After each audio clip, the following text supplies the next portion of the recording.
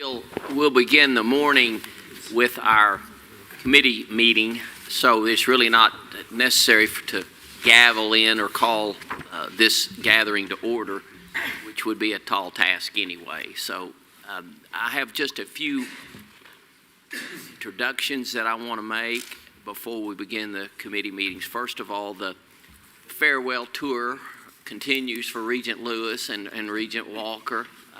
Regent Steinmetz has already given up the ghost. He's not here tonight. But they came back to assure us a quorum, and I'm deeply grateful for them. We'll say a little more about that later on in the meeting time that we have together. But it's always an honor to be with these guys, and I appreciate so much their service. I want to start off by thanking Dr. Lori Rice Spearman for the hospitality, for inviting us to this beautiful campus. You want to know that we were last here formally in 2002, and what you see today is completely different and a sea change from where we started in Odessa. We look forward to this day and a half together, Lori, and we look forward to the time where you can educate us and we can understand better the magic that's happening here and the life-changing educational opportunities that are being presented to the students that choose to invest their time and their careers on this Science Center Odessa campus. So, Lori, thank you very much for that. We look forward to time together and for you to continue throughout this next day and a half in exploring and explaining and displaying all the good things that are going on.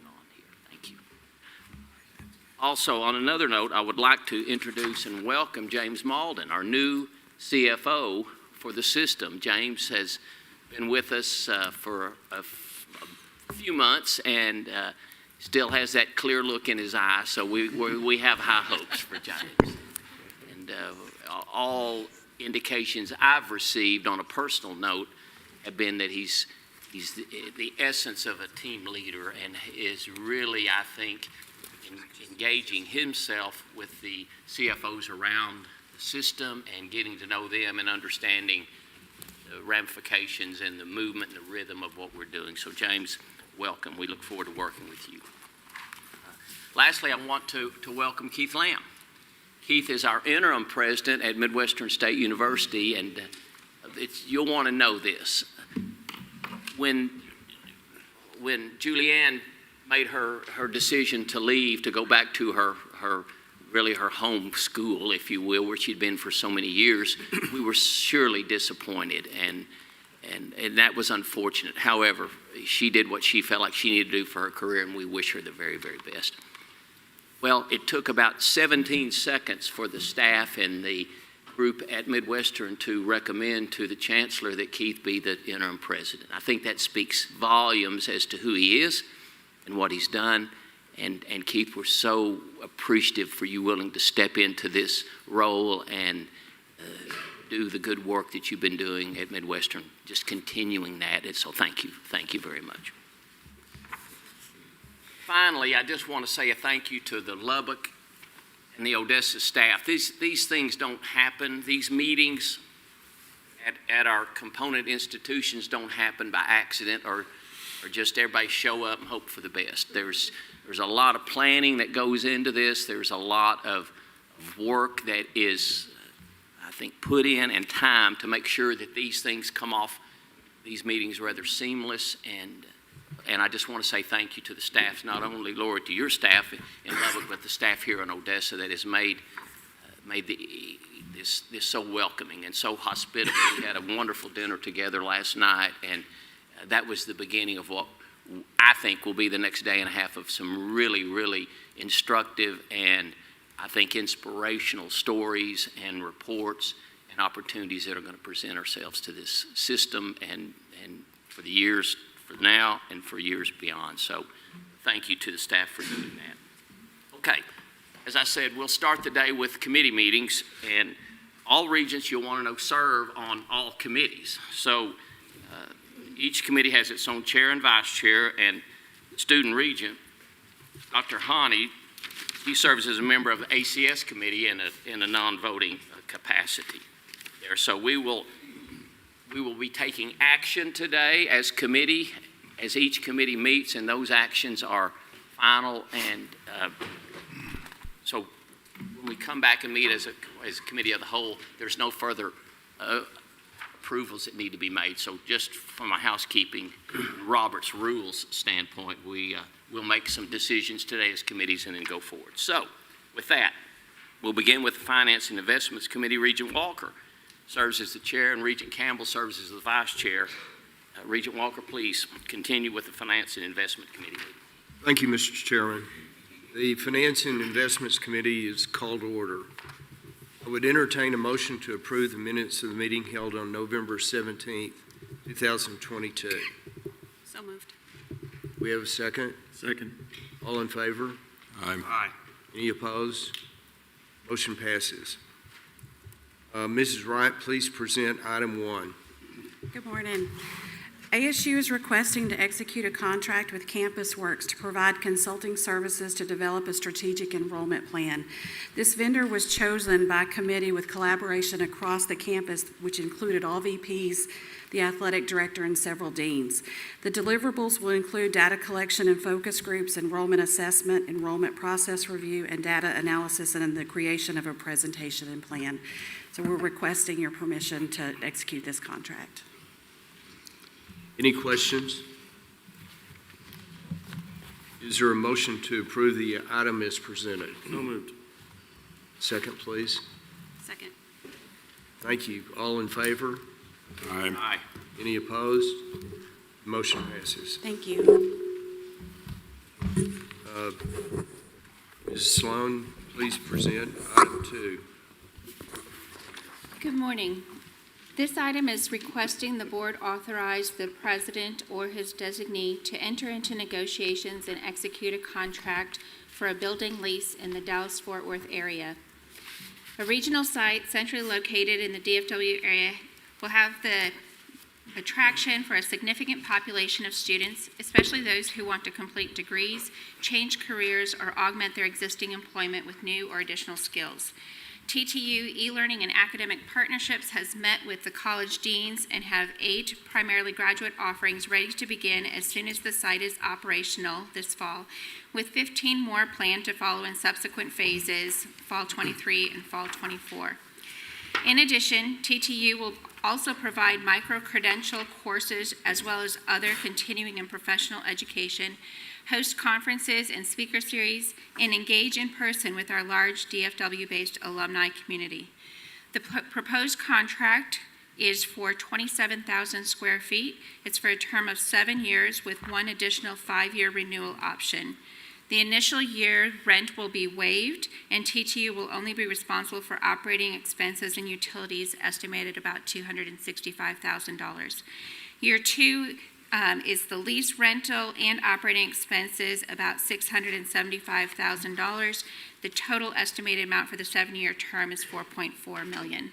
Are there any questions I could answer with respect to this item? If none, do I hear a motion to approve this? So moved. Do we have a second? Second. All in favor? Aye.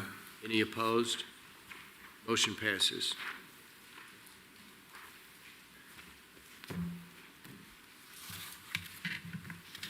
Howdy. Good morning. I want to say thank you, first of all, to the board, the chancellor, and the search committee for bringing me here. It's been an honor to serve 2 whole months as the assistant CFO. It's especially meaningful. I am a first-generation college graduate in my family, and so I understand the life impact from what we do as a system. And I'm from a long line of Texans in my family, so to be able to serve a Texas Tech system is a great honor. We'll see if you feel like that by the end of the day. So far, so good. I just want to give you a brief recap of what I've been focused on and experiencing in my first couple of months. In the first month, was your typical acclimation, meeting the staff, meeting fellow CFOs, starting to begin that relationship. And also, I knew that there was a heavy focus on investments and cash levels, and so we did take a look at that. And then by the end of the first month, we shifted $71 million out of cash and into investments, and I'll speak more to that later. In the second month, we actually hired a new Chief Information Officer who will begin work next week. Very excited about that, and if you're thinking that was a fast turnaround, you're right, and I cannot take credit for that. Penny, who served as the interim CFO, and Kay Rhodes and Kim Turner basically decided we needed to launch the search before I got here, and so that by the time I got here, we were in the final stages. We could make a decision and get someone in here, and so I'm very appreciative of them, especially Kim. She led the whole search effort, and she did a masterful job at that. We also restarted the Pool Advisory Committee. That is the group of CFOs and others who are supposed to advise on the CCP. And that group had not met in quite a while, and so we restarted that with a focus on an analytical approach to cash and investments, striving to ensure optimization of investment levels while not sacrificing sufficient liquidity. And we've also been working with CFOs on an approach to funding system administration, and we'll talk more about that in a little bit. So that was my first 2 months, and now I'd like to talk to you about the ACFR. You may not be familiar with that term. It's been called CAFR for years and years, Consolidated Annual Financial Report. GASB decided things were too simple and we needed to make a few changes, so we switched annual and combined, and it is now the ACFR. Here we are on the timeline. As you can see, it is not final yet. We are just about final. Early next week, the state comptroller is to issue the statewide ACFR, and that is when ours is considered final. We do not expect any changes from the numbers I'll be showing you and that final statewide ACFR. So hopefully you are familiar with this format of information. This is basically your income statement for the system as a consolidated entity, and showing the 5 years so that you can see trends. We do have some good numbers to report. As you can see, total revenues continue to increase. And some of that is driven by very good information. If you focus on the second to last revenue line there, private gifts, the system had the best year it's ever had in FY22. President Skuvenek jumped at me on this number because it's lower than we actually had, but we can't count pledged in endowments according to GASB. So this is just cash in the door, but it is still far better than we've had in the past and a significant driver of the increased revenues. Other items that you might want to focus on, net position is basically like owner's equity. If most of you are probably in the corporate world. And so the bottom line here, net position grew from FY21 to 22 by 3.7%. And one thing I want to point out, as you may know, this was the first year that Midwestern State was included in the Systems ACFR. And so what we decided to do is add this slide, which can give you an idea of what the trend is, excluding the addition of MSU. And then, of course, that final one is what you saw on the last slide. So even without adding MSU, who did add $52 million to the total net position of the system, even without that, there are definitely positive trends. You see a growth in net position of 2.1% from FY21 to 22, and that's factoring in the unrealized losses in the investment income. So if you see towards the bottom there, a decrease in fair market value for FY22 is negative $171 million. Even factoring that in, we had a growth in the net position by 2.1%. You also may be wondering how we recovered through COVID. You know that we did well, I think, compared to our peers, but a compounded annual growth rate from 2018 to 2022 is a 2.8% growth in net position. So as you are well familiar, the system is very strong financially with continually good numbers. As you can see here, just a visual of the continuing growth, and then of course the blue line shows the impact of adding in MSU to the net position, that $52 million. A couple of new slides we've added in here for you from past presentations. This is an approach that SACSOC uses to ascertain the financial health of higher ed institution. And so we thought it might be useful for you to see this. So I'm going to get into some accounting terminology here, so forgive me. But you start with the unrestricted net position, which again is part of owner's equity, to go back to the corporate world. That's not restricted. It's not tied up in how we can use it. But embedded in that information is a lot of accounting jargon that doesn't mean a lot to the immediate sense of the financial statements and financial health of the system. And so you back those out. You've got, your long-term OPEB liability, your net pension liability.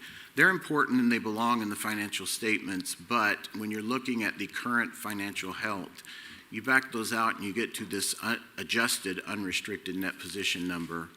When you compare that to your total operating expenses, you get this ratio. And as you can see in the shaded box there, SACSOC uses a benchmark of 25% or 90 days of recommended operating reserves. And as a system as a whole, we are well above that. FY22, we right at 75% in 9 months. A couple of important points to make on this. This is the system as a whole. There are significant variations when you look at it component by component, and I think this will give us a useful communication tool as system and the individual universities talk about their respective financial health. I think this would be a useful tool for us. And it's important to note, net position does not equal cash in bank. So you may see 9 months of reserves and think, oh my goodness. That's actually a healthy thing. That is, again, owner's equity, which is not always investable cash. So again, I'll get to investments a little bit later, but I want to make sure we don't make that leap. Visually, again, the system has a benchmark of 4 months of operating reserve, and we stay well above that in strong financial health. This is a slide I believe you're familiar with, just looking at the trends of what makes up our revenues. One thing I clearly want to point out here is if you look, that first big block of orange, legislative appropriations, it's significant to the system, roughly 25%. You might look at it and say, wow, the legislative appropriations dropped in FY22 because it went down to 24%. It's actually not a drop in the total dollars, it's a drop in the respective proportion of total revenues. And as you can see right above that, private gifts, as I mentioned earlier, best year in the history of the system. So private gifts ate up more of that proportional allocation.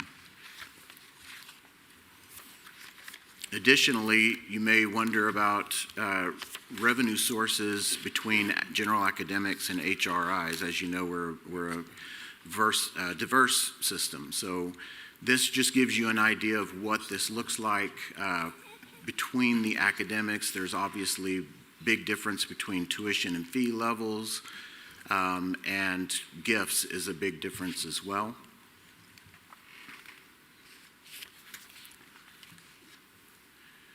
Same thing with the expenditures. You can see the trends here to see what's really making up where we're spending our money. And similarly to the legislative appropriations conversation, you see a big drop in the percent of expenses that salaries and wages is. The dollar amount did not drop. That's just a proportional decrease in how much of the expenses that actually represented.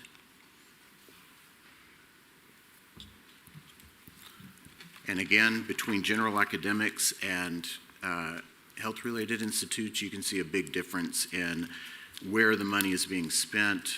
salaries and wages is drastically different between the two. And interest expense, there's much more debt on the general academic side than the health side. And lastly, you have your traditional slides that you're used to seeing. This is not new information from what I just showed you. It's just a different way of looking at it. So it's just focused on FY22. And it is the percent of revenues and percent of expenses. There's nothing really out of line here, so I'm kind of flying through it. Please stop me if you have questions. And then the last slide that you typically see is operating expenses by NACUBO function. Gives you an idea. It's a somewhat useful comparison tool with other higher eds that report this information by NACUBO function. You can see that if you add up the key categories, 61% roughly of our operating expenses go towards students and research, which I think is a strong indicator of how well we're doing towards our students and the research field. And none of these are out of line with typical higher ed or especially Big 12 categories. With that, I will take any questions. Yes, sir. One brief question. Do we have a similar sort of sources and uses on CapEx construction? For instance, South End Zone, where I see we received $222 million in donations. Part of that, I would assume, is CapEx. I do not have that, but that would be very useful information. I will have it in May. And I can get that to you before then if you'd like, Regent Lewis, sorry.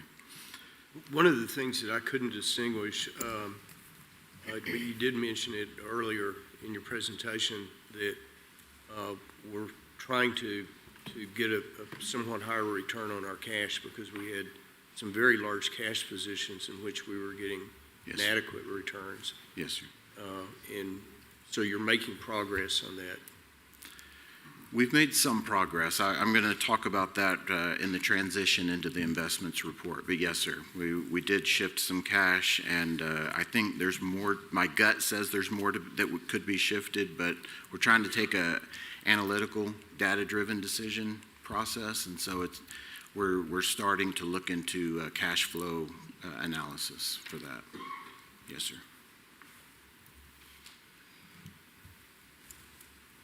Anything else? Okay. I will transition then into investments. And I know from watching prior board meetings, this is obviously a heavy emphasis for the board, and rightly so. In watching that, I did see a few things that I want to just address. I think I see things maybe a little bit differently coming in from the outside. So I just want to maybe do a level set on how I'm seeing the investments, and then I'd be glad to take your feedback if you see it otherwise. First of all, obviously, the LTIF is endowments only, so that is your long-term, practically perpetuity type investments. And then the other item, the other bucket of money, so to speak, is your CCP, which I told the Chancellor and the Presidents yesterday, I hate the name, just to be honest. It's not a cash pool, although that's the name of it, Consolidated Cash Pool. I've heard it referred to as a checkbook. I've heard it referred to as operating expenses. The CCP is really three subcomponents, and you have your cash segment, which is roughly $200 million, I think, right now, or as of November, which is what this data will be showing you. That is your cash, that is your checkbook. That's the money in the bank. It's fully liquid. It's not earning much. In today's environment, it's probably earning more than it has in more than a decade, but it's still not earning much relatively. Your next sub-bucket is your contingency segment, and you can think of that as your emergency savings and maybe even your Fidelity portfolio. It's investments. It's there for emergency reserves. It's not earning a whole lot more than cash, but it is earning you a higher return. Very, very liquid.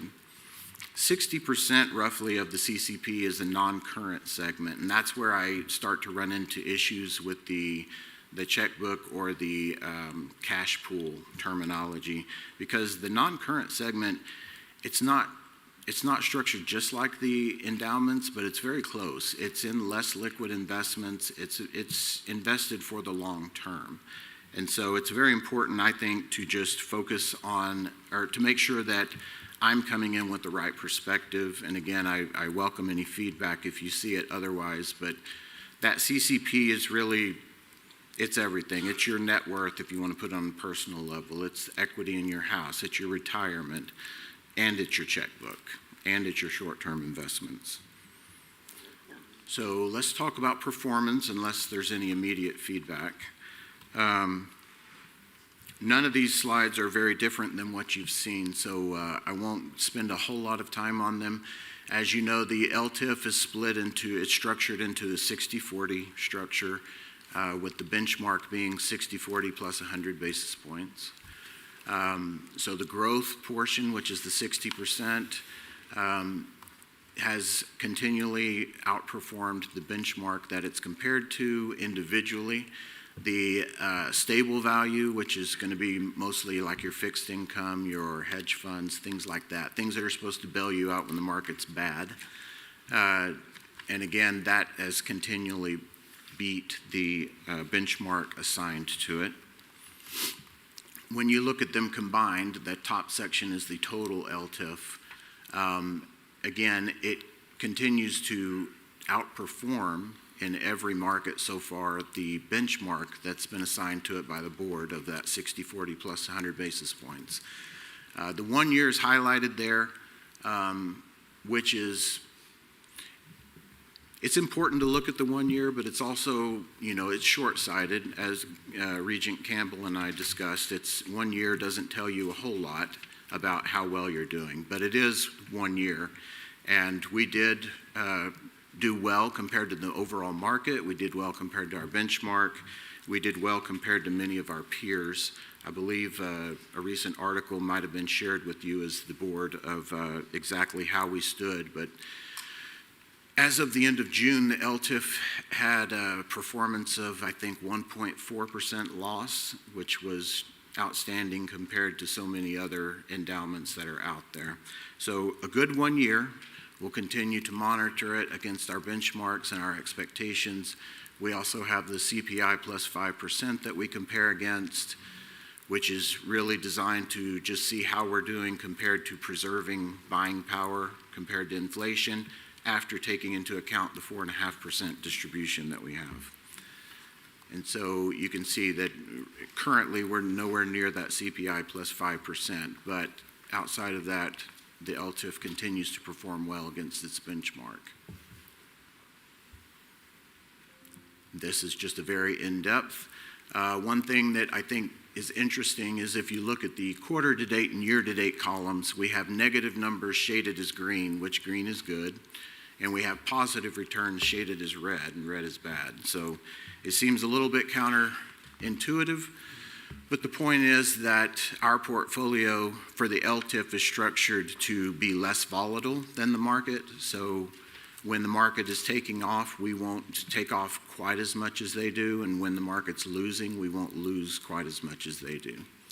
So we have outperformed year to date, 1 year, in each of the subcomponents, the growth and the stable value. In the quarter to date, which we're happy to see positive returns again, but just like I mentioned, the market took off faster, it recovered faster, and so we show an underperform there. Long-term chart that you're used to seeing just shows how we're doing compared to our policy, our benchmark, and the CPI plus 5. And as we all know, inflation's been rampant over the last year and a half at least, if not longer. So we're struggling to keep up there. And then the consolidated cash pool, as I discussed, you can see there's 3 sections there. One is the total CCP. The non-current is that portion I told you that is modeled a little bit more like an endowment than you would think. And then the cash and contingency are combined together in the bottom section. This is as of November 2022, and so as I mentioned, We've right-sized the cash and contingency segment back down to 40%. We did that in January, so it should be on your next reports to show that. And we also had a big debt service payment in February of roughly $70 million, so that brought the cash down a little bit as well. As far as performance goes, similar to the LTIF, we are, for the most part, outperforming our benchmarks. One thing that is not in this presentation, but it will be in May and going forward, is if you're familiar with the investment world at all, you know that cash and hold-to-maturity fixed income securities really, a total return report doesn't do them justice because it constantly reflects unrealized gains and losses in a world where you're holding till maturity. So unrealized really means nothing. So what we're going to do is, I mean, it does mean something, but it's not as meaningful as it is to the long-term investments. So we're going to add a complementary page to this. We won't change this or replace it, but we're going to add one that's just focused on the cash and contingency. Because currently we're yielding somewhere around 4%, if not more. As you know, that's where money markets are. They're in the 4.5%, and that's what we're getting. So it looks like we're losing money in cash and contingency, and we're not. We're getting healthier returns than we've had in over a decade. With that, I will be glad to take any questions. Well, you and Tim are to be congratulated in terms of a very difficult market, which continues to be a difficult market. With the high inflation that we have, and to outperform the market significantly, I think is impressive. And I've been critical of the fact that we've had so much cash earning what I use the term, which I think is appropriate, is inadequate return for that much cash. Yes, sir. And so hopefully that you're doing a good job of trying to improve that return somewhat. Yes. And when we're talking about scholarships and professorships and things of that sort, you know, on that large amount of cash, we can really have an impact on those two things. Yes, sir. So, Thank you. I can't take any credit, by the way. This is before I got here. That's Tim Barrett and his team down in Austin who do a great job. is Tim here? He is. Okay, good. Congratulations, Tim, and I wish my portfolio looked that good. Mr. Chairman, I would also state that this is, as y'all will recall, when we started the search for a new CFO, one of the things the board was looking for was somebody that had more of a background in investments. And historically, we've had fantastic CFOs, but the focus has been more on the accounting side of things instead of the investment side. So this is, and James understands this in a way that most folks that come from those positions don't. This is his wheelhouse. Yeah. And that was a directive of the board. Although I will say, he came to the first Texas Tech game when we were playing Baylor, and he was wearing green. His common sense is not quite there. I noted he changed at halftime, though. And I will not make that mistake again. Any other questions on this report? It is a very difficult time, and I know I'm pleased with how well we're doing in this difficult market. Thank you.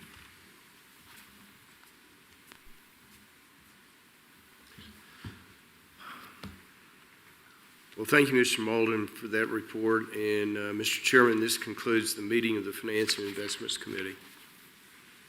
Thank you, Chairman Walker. Next will be the Academic, Clinical, and Student Affairs Committee. Regent Carrick Davis serves as the chairman, and Regent Gordon serves as vice chair.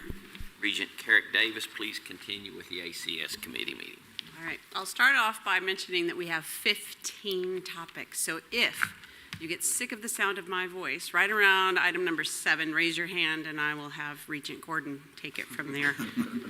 We have a lot of changes in academic rank and tenure, so please be patient with us. The Academic, Clinical, and Student Affairs Committee is called to order. I would entertain a motion to approve the minutes of the meeting held on November 17th, 2022.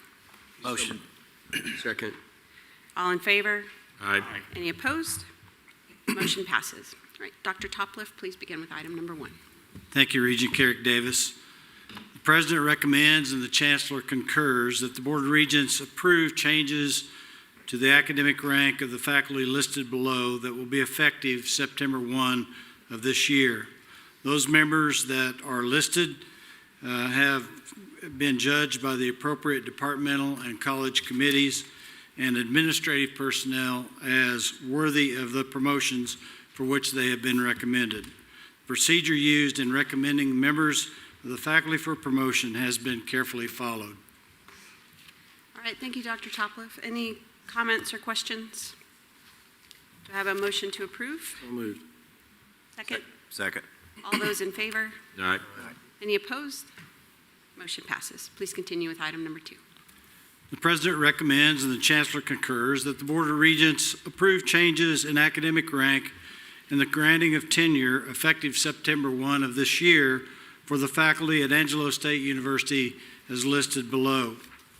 Members of the faculty at Angelo State University are granted tenure under the progressive provisions of the tenure policy, which has been approved by this Board of Regents. The appropriate reviewing committees and administrative personnel have judged those members of the faculty whose names appear above as worthy of academic tenure. The procedure established in the tenure policy for the awarding of tenures to qualified members of the faculty has been carefully followed. Approval of these individuals will bring the number of full-time tenured faculty at Angelo State University to 159, and there are a total of 217 full-time either tenured or tenure-track faculty. After these appointments, the percentage of tenure-track faculty who have been awarded tenure will be 73%, and the number of full-time non-tenure track resides at 93. Thank you. Any comments or questions? Is there a motion to approve? So moved. Second. All those in favor? Aye. Any opposed? Motion passes. Thank you, Dr. Topliff. Thank you. Dr. Brown Marsden, please present item number 3. Thank you, Regent Carrick Davis. The President recommends and the Chancellor concurs that the Board of Regents approve changes in academic rank effective September 1st, 2023 for the faculty as listed under item number 3. The faculty members whose names appear have been judged by the appropriate departmental, collegiate, and university committees and administrative personnel as worthy of promotions for which they have been recommended. University policy for recommending the promotion of qualified members of the faculty has been carefully followed. All right, thank you. Any questions or comments? Is there a motion to approve? So moved. Second. All those in favor? Aye. Any opposed? Motion passes. Please continue with item number 4. Okay. For item number 4, the President recommends and the Chancellor concurs that the Board of Regents approve changes in academic rank and the granting of tenure effective September 1st, 2023 for the faculty as listed under item number 4. The faculty members whose names appear have been judged by the appropriate departmental, collegiate, and university committees and administrative personnel as worthy of promotion and tenure for which they have been recommended. University policy for recommending promotion and tenure of qualified members of the faculty has been carefully followed. Approval of tenure of these individuals will bring the number of full-time tenured faculty at Midwestern State University in fall 2023 to 133. There are 181 full-time tenured or tenure-track faculty. After these appointments, the percentage of tenure-track faculty who have been awarded tenure will be the 55%, and tenured faculty represent 28% of the faculty. Together, tenured and tenure-track faculty represent 38% of all faculty and 74% of all full-time faculty. Thank you. Any comments or questions? Is there a motion to approve? Motion. Second. All those in favor? Aye. Any opposed? Motion passes. Thank you very much. Dr. Hendrick, you're up.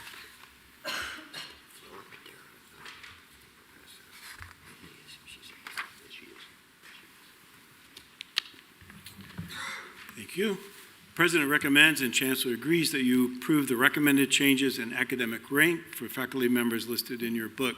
Upon approval, these promotions will become effective September 1st, 2023.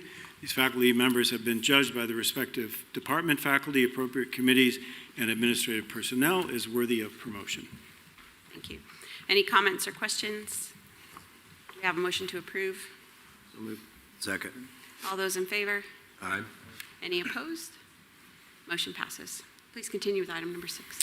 The President recommends and the Chancellor approves that you approve the recommended changes in the academic rank and the granting of tenure for the faculty listed in your books. These faculty members have been judged by the respective department faculty, appropriate committees, and administrative personnel as worthy of promotion in the granting of tenure. Thank you. Any comments or questions?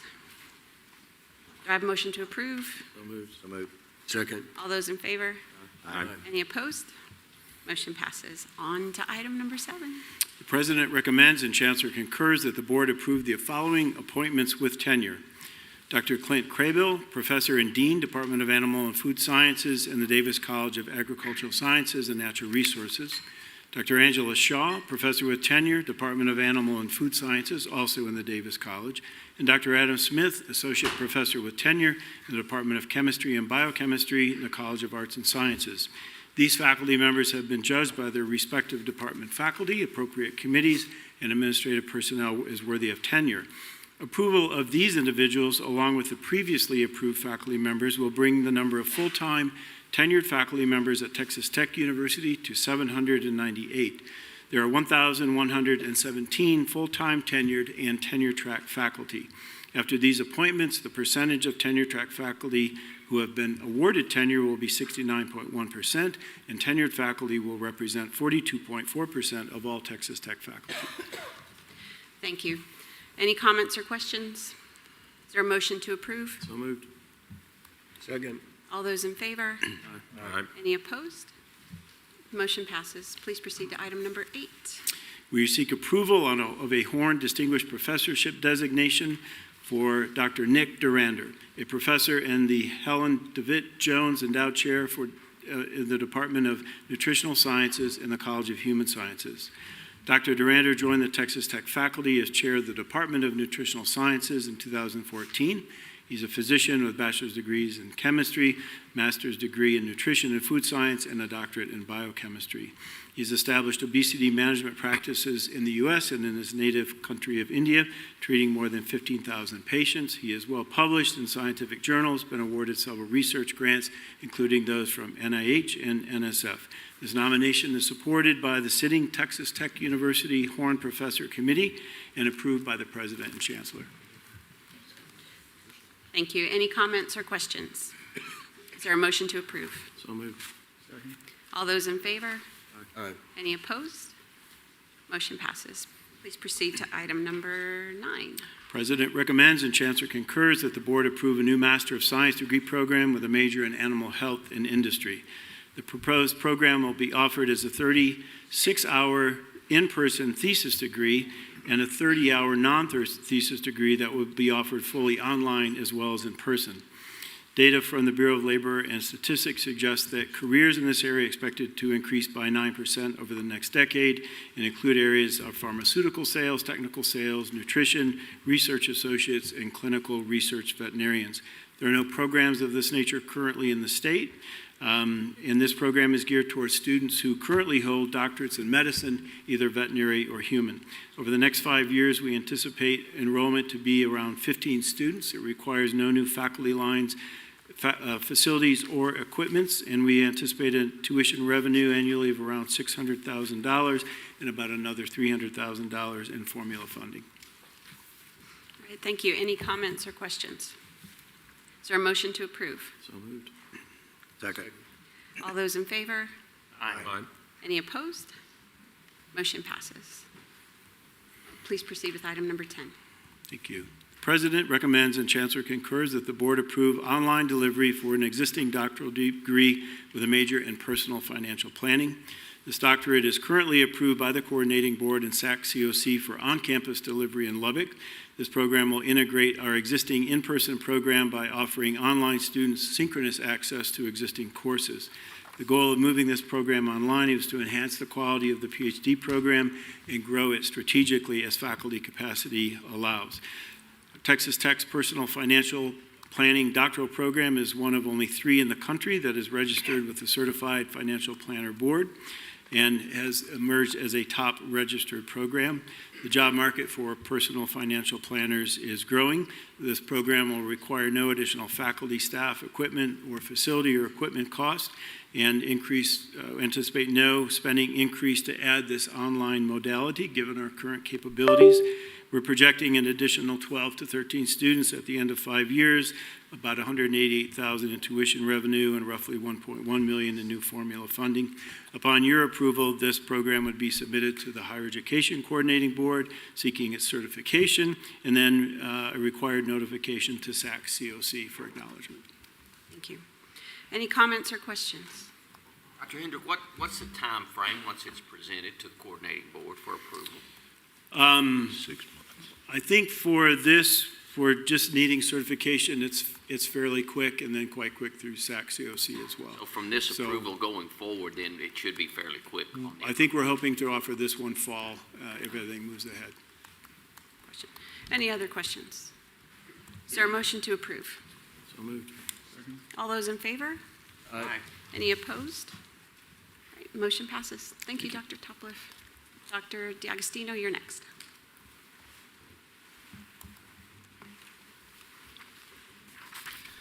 Good morning. The President recommends and the Chancellor concurs that the Board of Regents approve changes in the academic rank effective September 1, 2023 for the faculty listed below. These faculty have been judged by the appropriate departments and collegiate committees and administrative personnel as worthy of receiving these promotions. All procedures were followed carefully. Thank you. Any comments or questions? Is there a motion to approve? So moved. Second. All those in favor? Aye. Any opposed? Motion passes. Please proceed to item number 12. Thank you. The President recommends and the Chancellor concurs that the Board of Regents approve the list of faculty below. These faculty have been judged by the appropriate departmental and collegiate committees and administrative personnel as worthy of promotion and/or tenure. All procedures were followed carefully. Thank you. Any comments or questions? Is there a motion to approve? So moved. Second. All those in favor? Aye. Any opposed? All right, the motion passes. Thank you.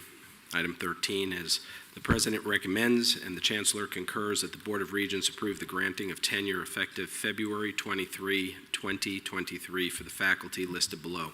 These faculty have been judged by the appropriate departmental and collegiate committees and administrative personnel and have been found worthy of receiving tenure. All procedures were followed carefully. Thank you. Any comments or questions? Is there a motion to approve? So moved. Second. All those in favor? Aye. Aye. Any opposed? Motion passes. Thank you.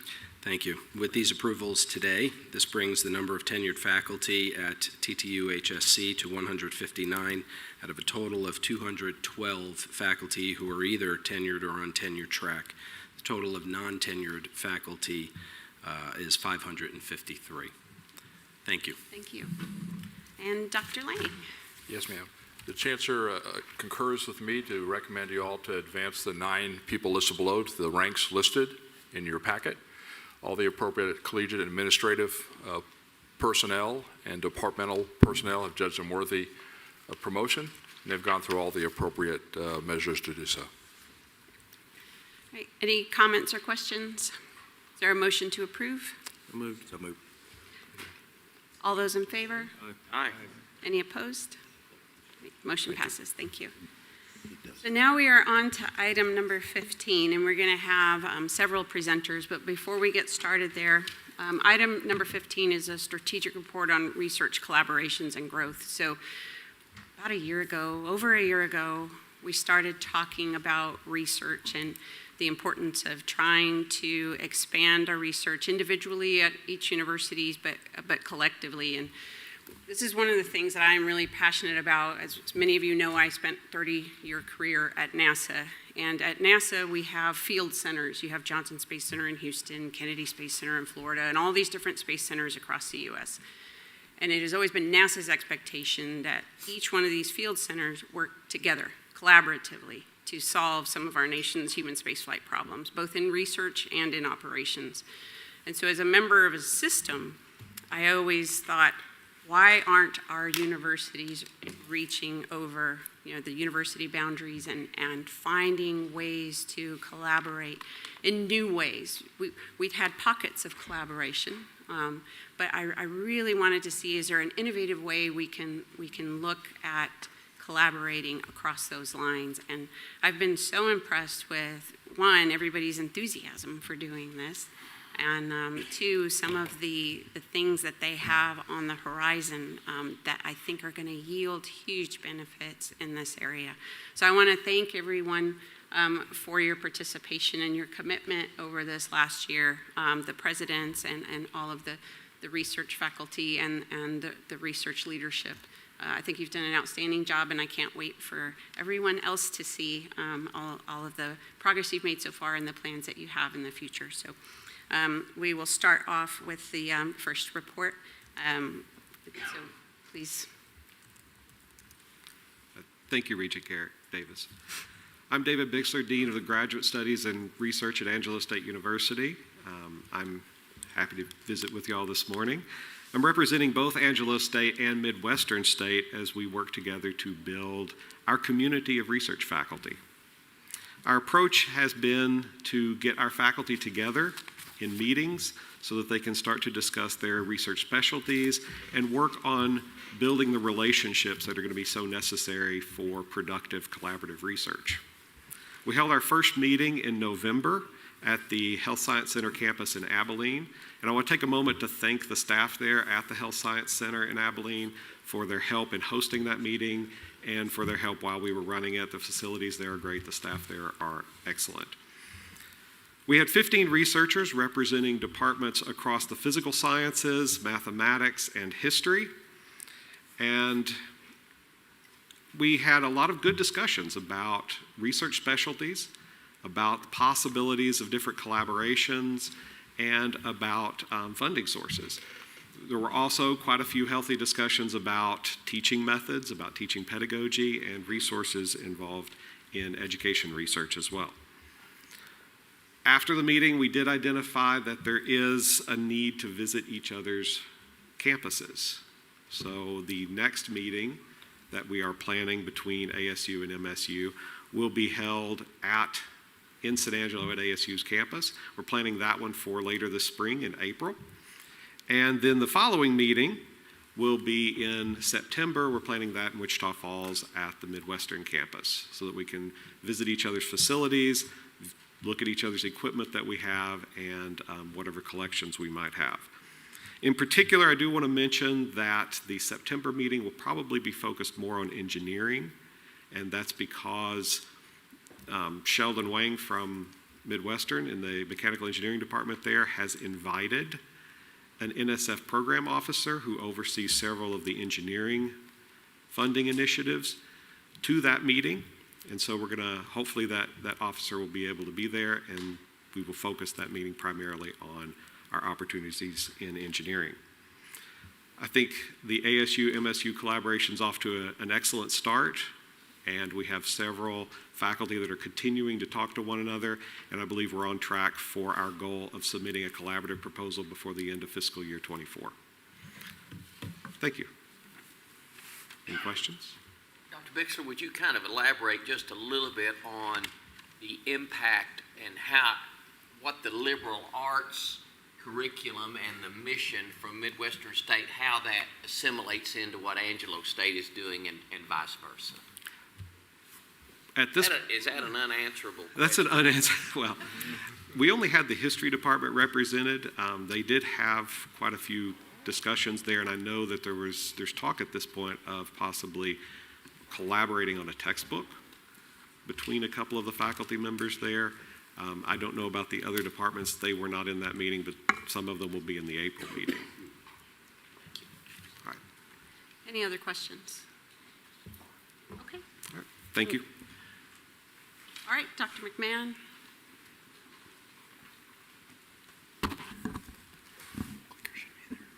Clicker. Yeah, thank you. Great.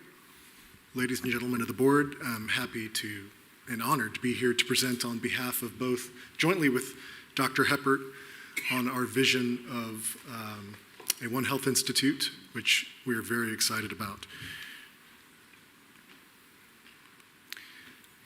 we have already been working together across the two campuses. This slide emphasizes that we are submitting papers together. This includes information from when our faculty are working together from the two campuses.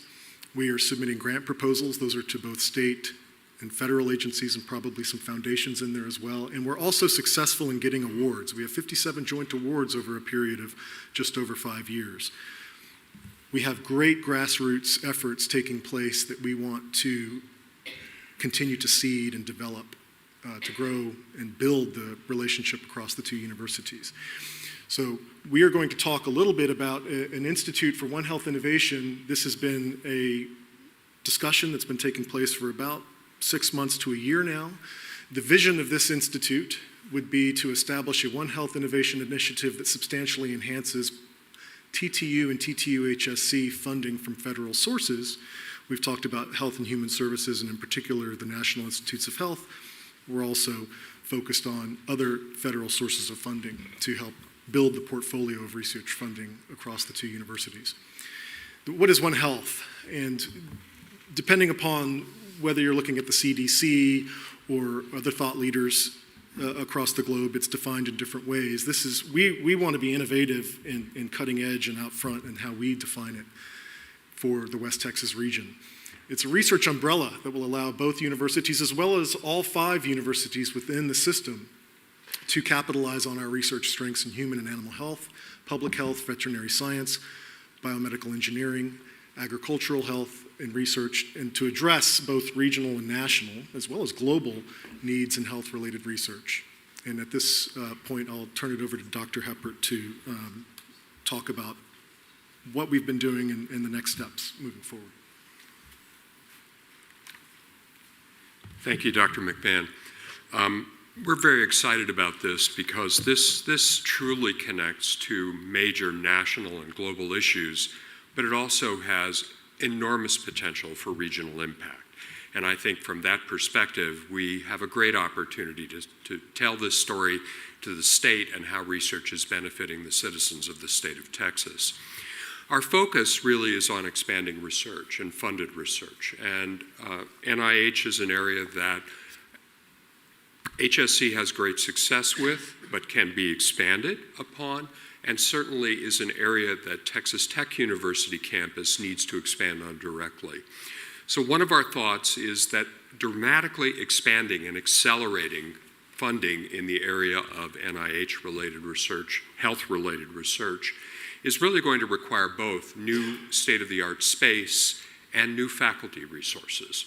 So our focus has been on approaching the legislature with a planning grant to request to build out a long-term portfolio that 2 years from now will result in another legislative request to the state government for both new space as well as 30 to 40 new faculty who will be joint faculty involving both the Health Science Center and Texas Tech University.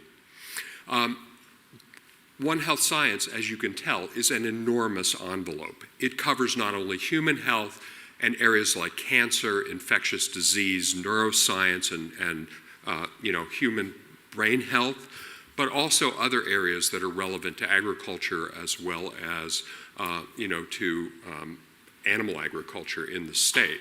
And so our researchers will choose 3 or 4 topic areas underneath, including probably areas like cancer and infectious disease, as themes in which we will assemble these 30 to 40 new researchers. We're going to be looking at space that includes core facilities that will facilitate state-of-the-art research in health-related sciences. And finally, we're working on a governance structure that's going to allow the 2 universities to work together to jointly appoint faculty between the institutions and to collaborate on the sustainment of the facilities and the funding that will be necessary to drive the future of this program. So at the present time, we've already formed the 3 committees that are looking at aspects of governance, research, and curriculum for this initiative. And the focus here again, once we receive planning resources, is going to be to move forward with each of these to produce a much larger request and very compelling request to state government in the next biennium. Each of these committees has already met at least once and more than once. We have monthly meetings set up for the curriculum and the research committee. Our governance team has been meeting over the last year together, and the governance team is composed of both the provosts from both institutions as well as the VPRs from both institutions. In the governance team, we're working on defining some of the governance and reporting relationships for the program. We're working on making decisions about how we will structure the budget for this program. We're finalizing processes for joint hires, which has been historically been a bit of a barrier to our collaboration. And we're also working on the development of the overall structure of the next LAR that will go into state government. Our research teams have met twice. We're defining these broad research teams or themes that I've talked about. And we're analyzing strategies to allow us to fill gaps in what we already have. We already have excellent researchers in cancer, in infectious disease, but we're looking to fill the gaps that are going to make us more competitive. And we're also looking at lists of instrumentation facilities that will be necessary to support these efforts. The curriculum team, we're launching off of the curriculum that you approved with the One Health Science curriculum at the School of Veterinary Medicine. That'll form the framework of our curriculum, but ultimately this is going to be more focused on human biomedical science, and so there will be some extensions of that. We're conscious of the fact we have different accreditation requirements, and so we will be working jointly to ensure we meet those requirements. And we're also developing a timeline and cost estimate for the implementation of the curriculum. This gives you a sense of our timeline. As you know, we've already submitted approximately a $5 million planning request to the state legislature this session. During our summer, we will be advanced enough that we will be meeting with faculty on both campuses to refine the initial research and curricular foci. During the summer, we'll be bringing in external consultants who will help us benchmark what we've been talking about with national competitiveness, and that's critically important for this process. We want to make sure that the areas we're investing in will give Texas Tech an opportunity to have national visibility as a system. We're also then going to be looking at the beginning of hiring a leader for this program in the late summer process, and ultimately when we've got the curriculum and the research well formulated, that's going to allow us to talk about the exact types of spaces we need to have. And so part of what we will be developing for the legislature eventually is the concept of what does the building and the physical environment have to look like that will support this effort. So that'll be happening starting in the fall of 2023. Expectation is in October of 2024, we will be in a position to be ready to submit a comprehensive plan for a legislative action request for both the building and the resources to animate this plan to the state legislature in the next legislative session. Regent Carrick-Davis, that's our report. Thank you. Any comments or questions from anyone? Dr. Hepburn or Dr. McMahon, what in this, I'm hearing two tracks here. One is the NIH track, obviously, on applications and proposals for funding there. Then we've got the legislative track. Are they running independent of each other? Are we going to wait on the legislative approval to really move this initiative forward? Or can we be doing some NIH grant requests in the meantime?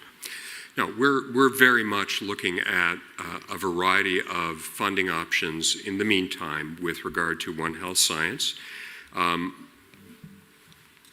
the NSF world, there's an RFA out right now that's about a $6 million 5-year program grant that my team will be taking, a group that is more focused on animal science, field biology, and also range management. And that's another aspect of this other than the human health aspect, but it collides directly with the human health aspect.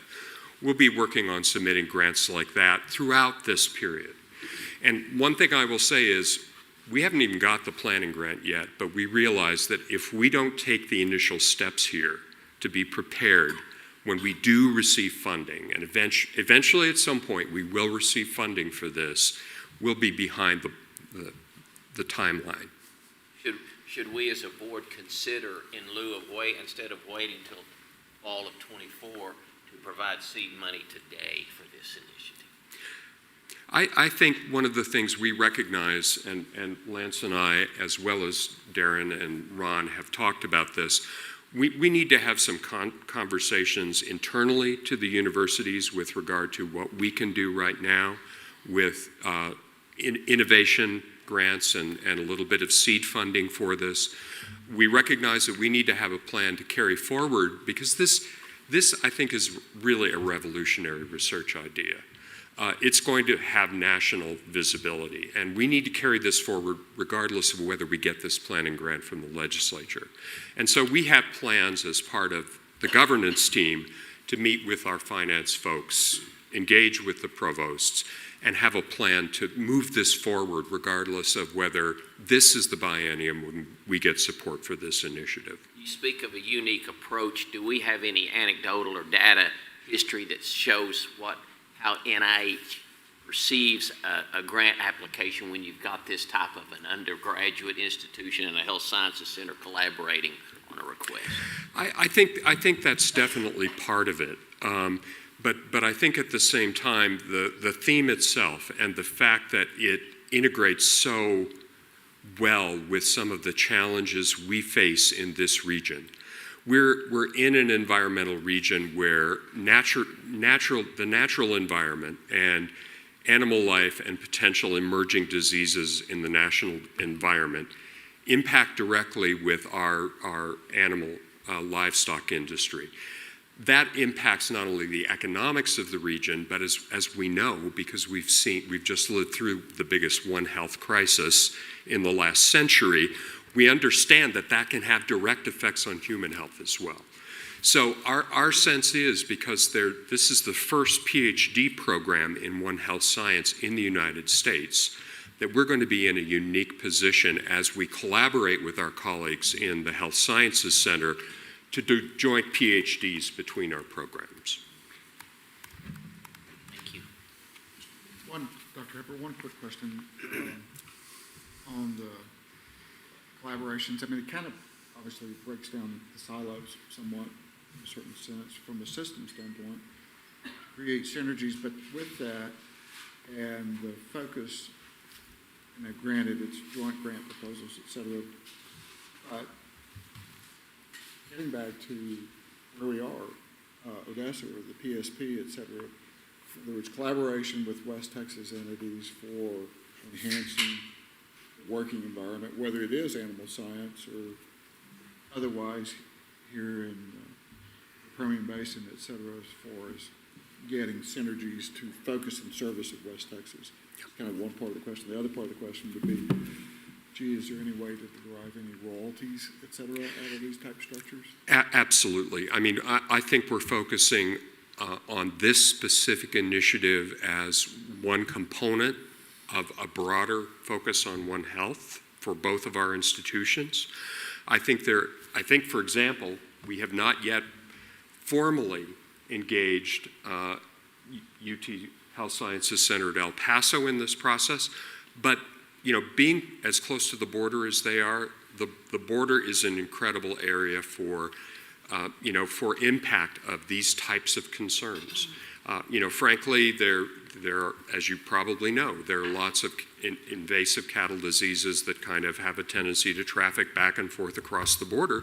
And there are tremendous human health concerns that have to do with border communities and underserved communities along the border as well. So I think there's tremendous opportunity for us to expand this into a much broader initiative.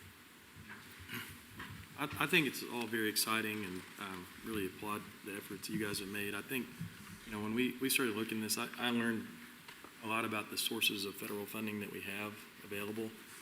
And, about 60% of the federal funding is health-related and research. Right.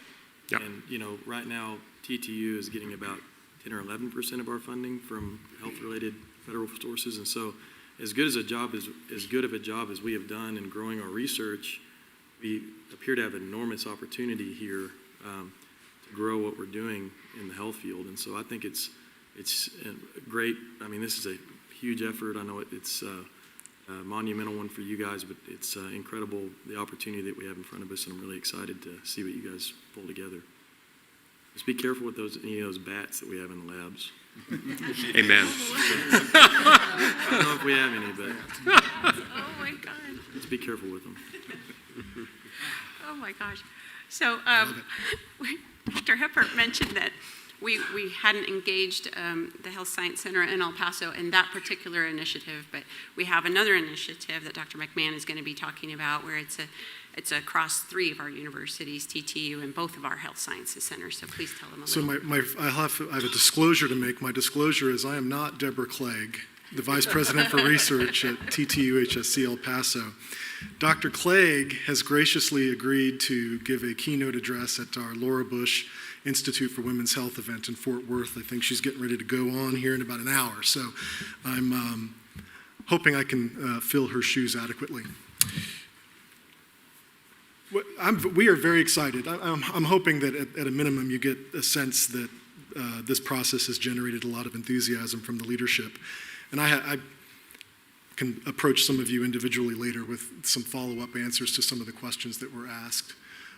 We have 2 schools of medicine, 2 schools of nursing, 2 graduate schools of biomedical sciences. We have a school of dentistry, a new school of population and public health, School of Health Professions, School of Pharmacy, and a School of Veterinary Medicine in this system. Wow. Across a large geographic region. I mean, I get goosebumps just looking at this slide, and of course, the School of Dentistry is in El Paso. The Health Sciences Center campus is in the middle. That's where we have our School of Pharmacy, and the new Vet Med facility, which is a beautiful facility, is on the bottom of this slide.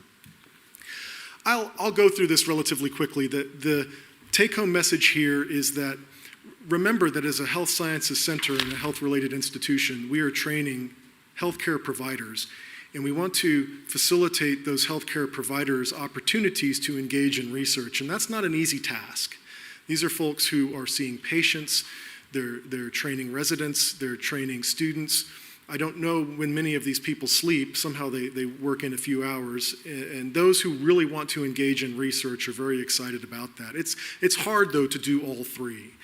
And all health-related institutions struggle with providing the appropriate infrastructure and protected time for their clinicians to engage in research. As shepherds of the infrastructure of research, the vice presidents of research, Deb Clegg and I and Joe Heppert, it's imperative that we provide the appropriate infrastructure to facilitate their work in the clinical realm. I'm going to talk a little bit about clinical and translational research. Remember, we're providing value to West Texas through our health sciences centers by taking care of patients. We want to learn about what their problems are. We want to integrate that information and trying to develop our best practices and improve how we deliver healthcare in the region.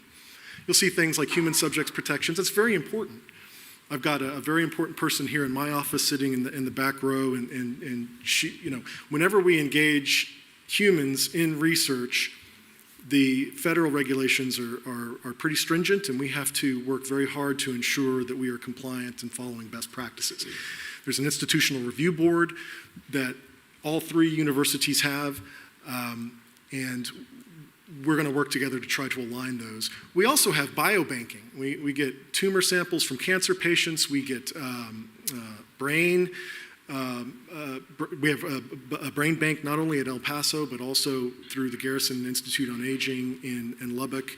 And Dr. Clegg and I are talking about how we can integrate those biobanking repositories. So we want to engage our clinical researchers. We want to hire clinical scientists. Deb has an idea for creating a center for community outreach, which she's calling a research center of emphasis. We want to facilitate our clinicians and PhDs and their ability to engage in scholarly activity, and then we want to retain them.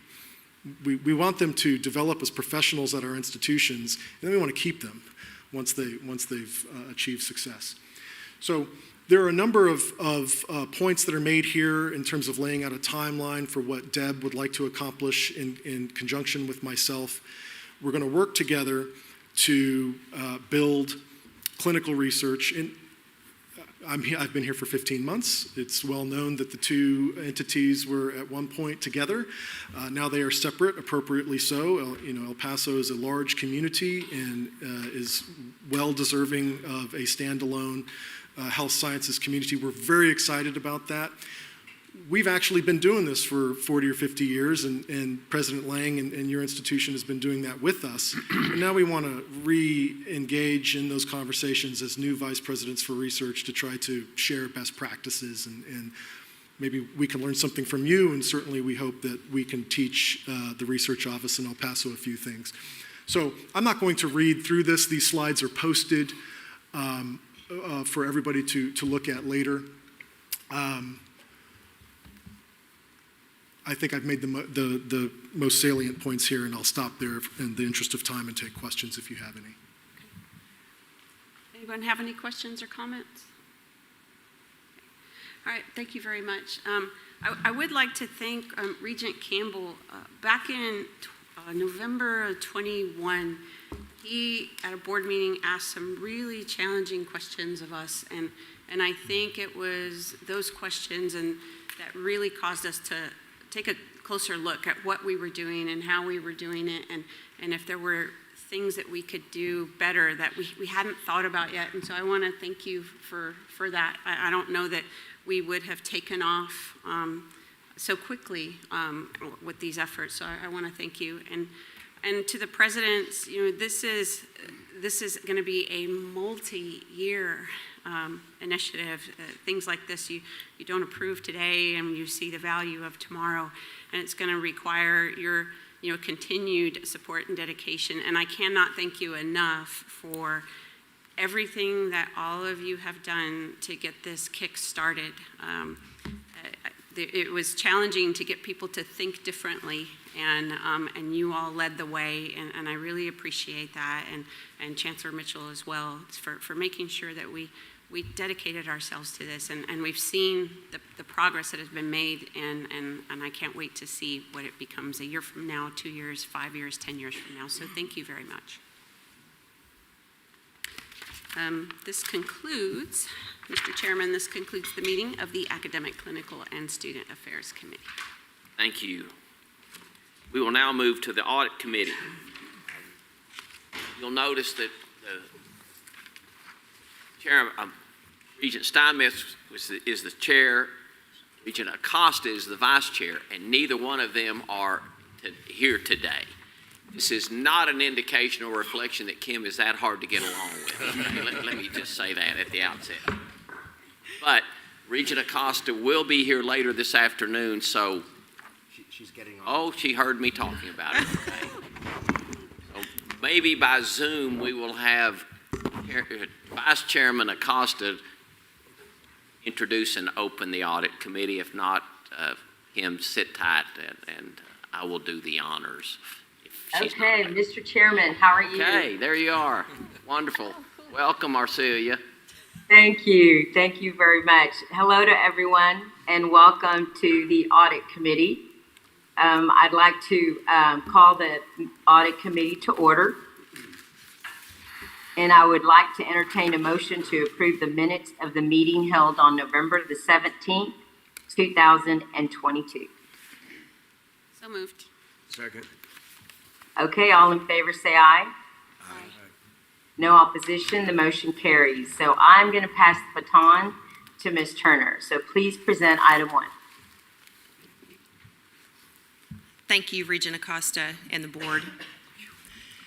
Today I wanted to report on some audit work that is performed in conjunction with institutional accreditations or reaffirmations. Interestingly, 3 of our universities are on the same cycle and are up for reaffirmation this year. To put this in context, the Every 10 years, each of our institutions must be reaccredited. Our accrediting body is the Southern Association of Colleges and Schools, or SACS. SACS is a voluntary association of educational institutions, and our institutions fall under the Commission on Colleges. The standards of SACS are not imposed upon our institutions. Rather, the College Delegate Assembly is composed of institutional representatives from our institutions. They periodically update and adopt the standards. It's a model of self-regulation through accreditation. I'll admit, I hadn't looked at SACS COC's philosophy statement before I was preparing for this presentation. My goal was really just to put the audit-related requirements in context of the rest of the work, but I was really struck by two things as I was reading the philosophy. First of all, the philosophy is based on the idea that our institutions exist in a representative democracy composed of people who are free, the United States of America. Second, I was also struck by how similar many of the tenets of the philosophy sound to the values that our respective institutions have adopted and work daily to uphold. Things like integrity, diversity, innovation, accountability, and trust. As the philosophy says, the accreditation process is rigorous and reflects institutional autonomy and the culture of academic freedom that our institutions thrive in.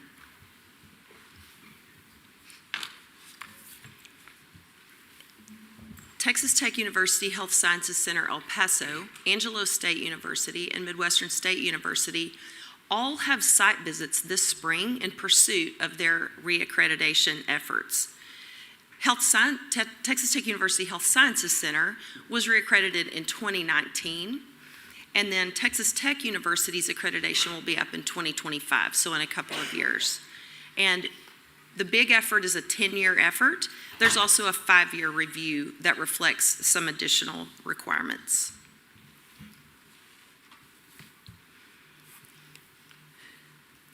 These are the categories of the core requirements and standards.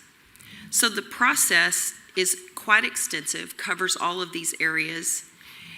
And under the overarching principle of integrity, and within each institution's mission, there are sections dedicated to almost every aspect of a higher education institution. Dr. Lamb informed me yesterday of something I didn't know, which is that there is a new process available for reaffirmation called a differentiated review. Midwestern State is participating in that. It's a little bit more limited process, reflecting the success of previous reaffirmations. Our other institutions may have the opportunity to participate in that as well.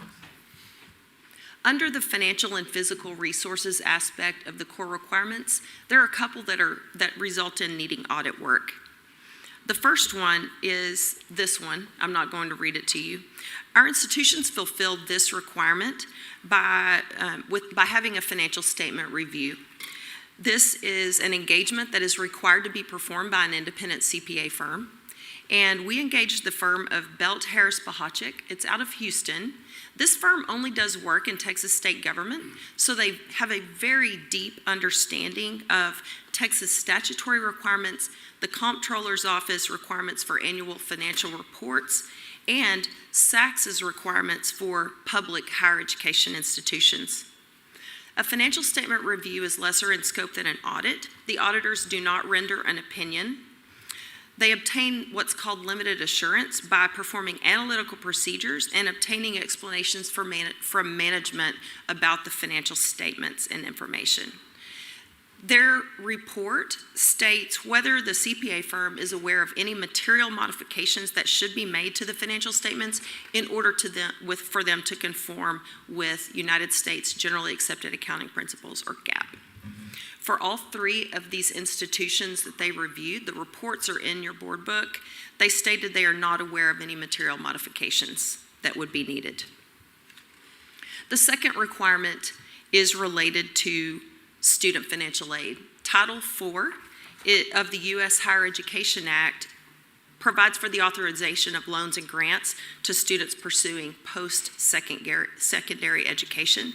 In order for students to be eligible to receive this aid at a particular institution, the institution has to be eligible under Title IV.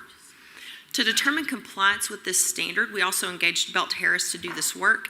It's a program-specific audit of student financial aid. It covers federal aid at each of these institutions. They do issue an opinion in this one on the schedule of expenditures of federal awards for the student financial aid cluster. Angelo State's report was in our November board book. The other two institutional reports are in this one. In all cases, the auditors rendered a clean opinion on these.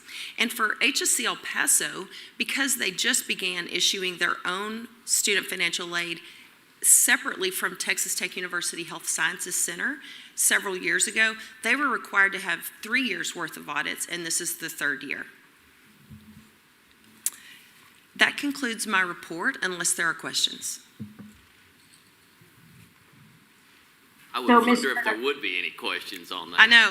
I really hated going after the super exciting work that the VPRs were talking about.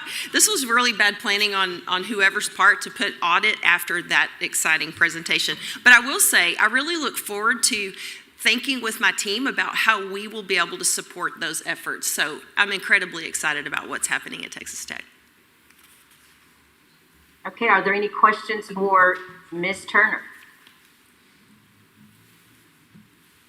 Kim, I would just like to reiterate the sentiment of the entire board that this is such a critical accreditation for us and our institution. So we certainly want to thank you for all of the diligence in working with them and making certain that, you know, all of the financials and the physical resources and the financial aid, that all of the elements of this SACSI accreditation were completed in a very satisfactory manner.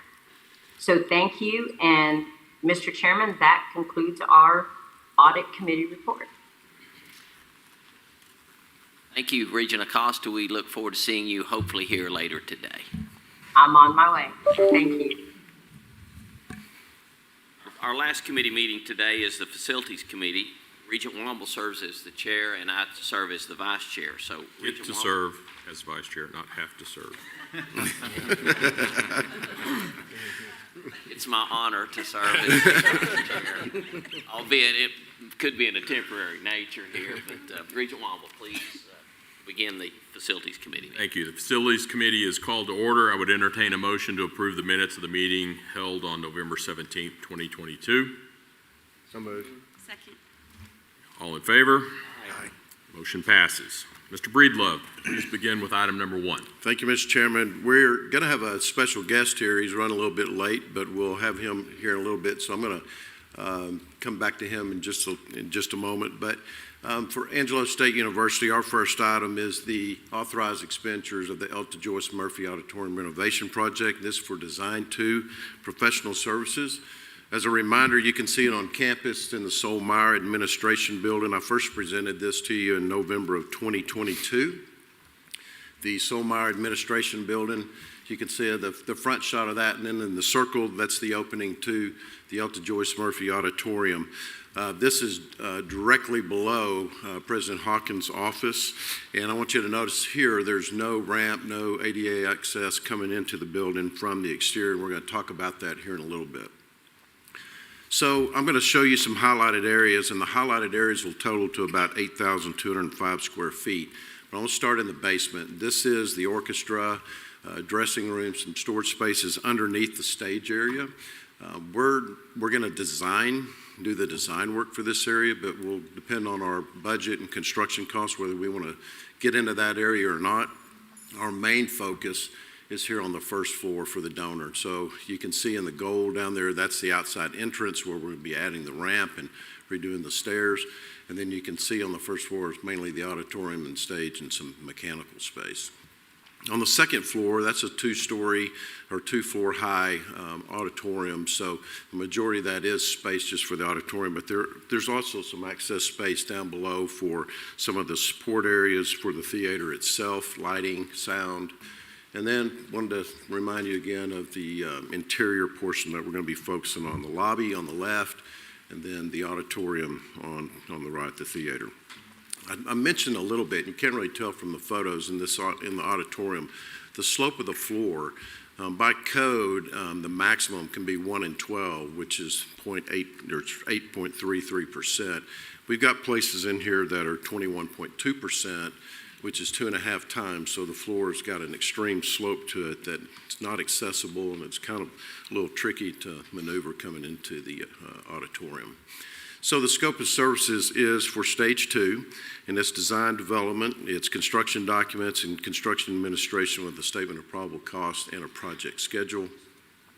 The project will address all the life safety issues, fire sprinkler, fire alarm, those type systems, accessibility for the 8,205 square feet, 400-seat auditorium theater. We're going to replace all the seating in there to kind of dress that up and maybe even space that out a little bit more for comfort, fix the auditorium floor. This building was built back in 1947, so it definitely needs some updates. Proposed renovation is the 5679. That's the areas besides the basement, and there's about 2,500 square foot difference on those. So we are excluding the stage proper and below stage areas, but like I said, we'll do the design, and then Cody and the ASU team, as money becomes available, can go in and fix those areas. That's mainly cosmetic. And then the expansion of approximately, we're going to add 598 gross square feet for restroom space to meet code standard for that. Update the lobby with new finishes and lighting. The auditorium will be remodeled for accessibility, renovate the auditorium's main entrance to include new steps and an accessibility compliant ramp, and additional electrical, mechanical, and plumbing. So mainly the cost of this is for the design team. You can see the additional request is for $513,307 for a revised budget of $708,903. So, Mr. Chairman, the recommendations approve expenditures of $513,000 for a total of $708,000 for the Elton Joyce Murphy Auditorium renovation project with an anticipated project budget of $6 million. Amend the design professional agreement, authorize Stage 2 design services. The total expenditures will be the $708,903, which includes previously approved $195. That's the recommendation, sir. Are there any questions for Billy? Do I hear a motion to approve the item as presented? So moved. Second. All in favor? Aye. Any opposition? The motion is approved. Mr. Breedlove, please present item number 2. Item 2, moving to Midwestern State University. This is the design build Stage 2 project. This is the Bowling Hall that we're working on, design on. It was built in 1966. And just as a reminder, I want to talk a little bit about the departments that are in there. This is the first floor, which has pretty much all 5 of the major departments mixed through there with some, you can see in the purple, that's got some classroom space also in there. The second floor is the majority of that's biology with some classrooms. Third floor is mainly the chemistry and physics departments. So the design build agreement, we want to move into design phase 2 on this, which includes design development, construction documents, the CA process, and a statement of probable cost. This project is kind of peculiar. We're going to be operating in this and renovating in this while it's occupied. So we're going to have a little bit of finagling through this. But MSU and FP&C right now, with the budget that we have, there's going to be a balance on renovation and what's going to be renovated and what's going to be new. So we've got meetings planned coming up in the near future to try to figure out what's the best spend for that budget. So Bowling Hall, built in 1966, 3-story facility for 91,736 square feet. Consists of the departments that we just talked about, those 5, and it's also got a greenhouse, admin spaces, and then Bowling Hall renovation and expansion project will include roof replacement, existing building, and provide new space to address the programmatic needs. Facility assessment report, that was our fact-finding mission that we did. And we did find some interesting things, really the building systems, life safety, energy code issues, MEP issues, IT, AV, and accessibility. So we're gonna look at that report, look at all the priorities, and make our best decisions based on that. Project overview again, same type stuff. We got upgrade, replace, retrofit, retro commission, existing MEP, building codes. We got the installed fire sprinkler system needs to be redone, the retrofit of, all the air handling equipment, electrical switchgear, network systems, and so on. There's the budget. Additional request, $2.9 million for a total of $4.12. And there's our recommendation, sir, for the additional spend of $2.9 million. The total expenditures of $4.12, maximum amount of $33.6. That's the recommendation. Any questions for Billy on this particular item? Hearing none, I'd entertain a motion to approve as presented. So moved. Second. All those in favor? Aye. Aye. Any opposition? There's none. That item is approved as presented. Billy, please proceed with item number 3. Item 3. So let's talk at Texas Tech University. We have a design build contract that we're looking at for West Village 2 Residence Hall. As a reminder, this is where West Village is on. So you can see the two buildings, the two horseshoes, the one on the left facing up and the one on the right is facing back to the west. The one on the left is West Village A, the one on the right is West Village B. And you can see the proposed site there in the dirt area there where we're looking at adding on to the West Village complex. So this is the existing West Village A building. The bottom right, you can see the dirt spot where we're actually looking at doing the addition there, the new building.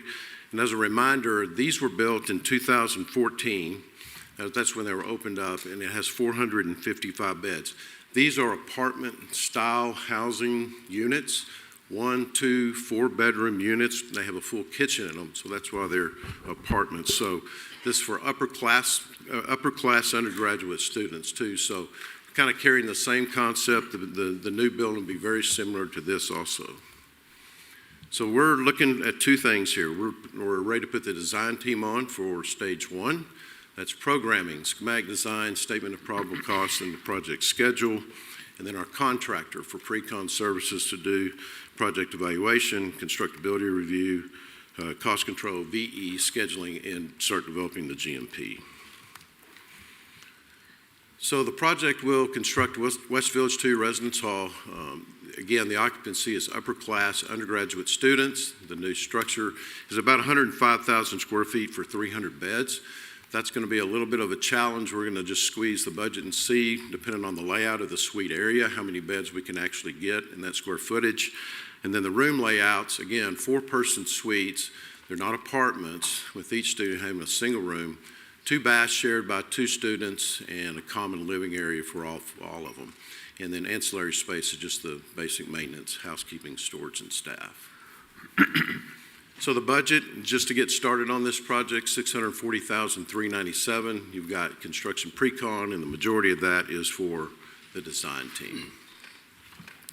So, Mr. Chairman, the recommendation is to approve the concept for the project and authorize expenditures of $640,397 in order to provide planning and design service for West Village 2 Residence Hall project with an anticipated project budget of $38 million. Waive the use of the CM agent. We'll handle that ourselves. Waive the board-directed fees for landscaping enhancements. Waive the board-directed fees for public art. Award a DB agreement and authorize stage 1 design services for pre-con services. The expenditures will be funded through the RFS and be paid with university student housing funds. That's the recommendation. Thank you, Billy. Lawrence, yeah, I've got a couple as well. Lawrence, what's the impetus for building a new dorm? Were you guys the ones that came and said, hey, we need another dorm, or what's the rationale for doing that? We're always at 100% occupancy in the fall, and there's a waiting list of students who want to get into dorms. And we've noticed that upperclassmen seem to have a growing interest in being on campus. We have looked at issues like grade point average, graduation rate, giving, and living on campus has a positive effect in all of those different areas. Does 300 beds make a measurable difference, or does that impact us, or are we just, we're still going to be short after this project is completed? Well, I think we're certain that there will still be demand. You know, there's other projects in town that will be... Yeah, which I understand you support. Neutral. Noel, did you want to elaborate any? we have enough beds for our do you mind, incoming. do you mind coming to the podium just for the live stream?